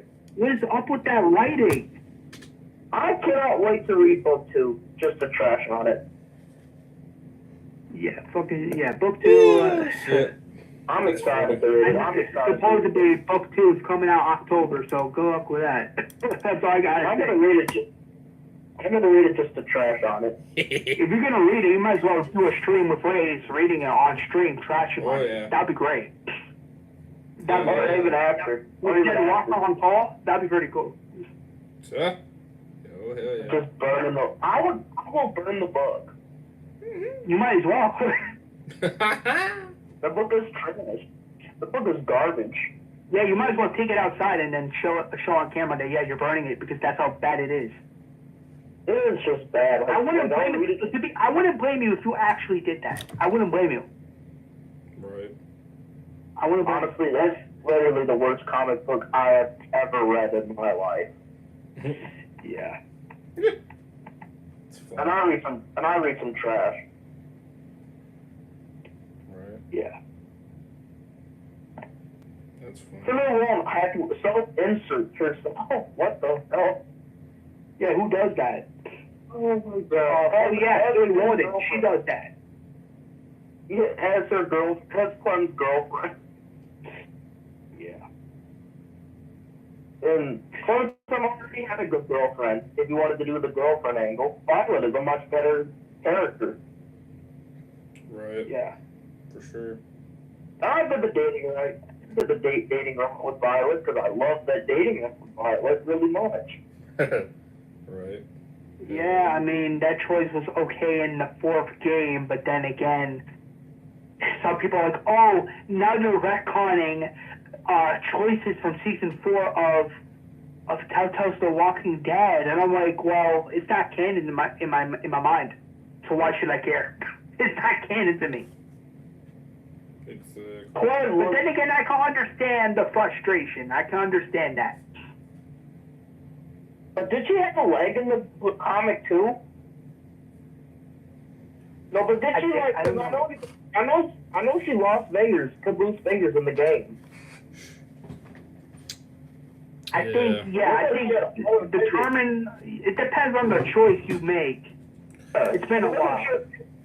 Looked like she had all her fingers in the book. Something like that. I don't know. And then Tilly Walden's answer, Tilly Walden said, I've played the games really, really fast. She never played the games, though. That's false. If she really played the games, she would know damn well that Clementine would never abandon AJ. Exactly. And the group at Erickson. Exactly. Oh yeah. I don't care if I have to replay season 4 of Telltale's The Walking Dead on my channel.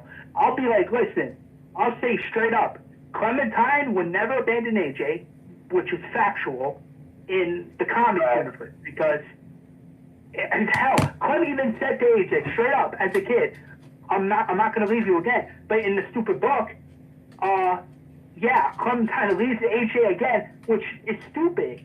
You don't just go against your wish. You don't just retcon stuff like that. It's so stupid. Right. And she was a bitch to him while she was leaving, too. Yeah, that too. I'm like, bro, that's not Clem. I'm sorry. That's not Clementine. Yeah. You expect me to believe this is Clementine? Get the heck out of here with this BS. The book was just written. The book was written by Clementine haters. No, it was probably written by Ian and Andy. They're probably the co-writers. That's a bad joke, but you know what I mean. Yeah, I know what you're saying. Oh my God, it is. Man, if you want to make a TV series off of the Clem comic book, just hire Ian and Andy. No, I'm not doing that. Fuck no. I would rather do it by myself. I would rather do it by myself. If I was to ever do, like, say, oh, my own Clementine Lives, I would rather do it by myself than to do it with Ian and Andy. Because to be fair, Ian and Andy, they're idiots. Oh yeah. Walker Dead. What? You see? I can't wait to see your future Flash season 8 9. I think it'll be better than the last showrunner on that show. Yeah, speaking of my future Flash show. Yeah, with my future Flash show, it's set on Earth 17, with the new multiverse. So if you want to check out that show, go ahead. I recommend it. I'm putting a lot of work into that show too, because unlike the CW, I actually put effort and work into my stuff. FYI. I like how you introduced Patty Spivot in the first season. I really like that. Yeah, thanks, man. I appreciate that. Unlike on the CW, they never did that. Do you know Patty Spivot was supposed to be in all of season 2 and season 3? Yeah, I heard about that. I'm like, dude, and they have a big opportunity here. They fired that actress. No, they didn't fire the actress. The actress wanted to leave. She didn't want to be on the show anymore. Which is bullshit. Yeah, the reason I say it's BS is because, in my opinion, in my honest opinion, I don't know about you guys, but in my opinion, she should have been Barry's true love interest in the CW's Flash show. Yeah. Because I don't know if you guys ever watched the 1990s Flash show, but in that show, they're not afraid to go into their own direction, and that's what I'm trying to do with my Flash show. I'm trying to go into a completely different direction. It's like the 90s Flash show. Barry and what was her name?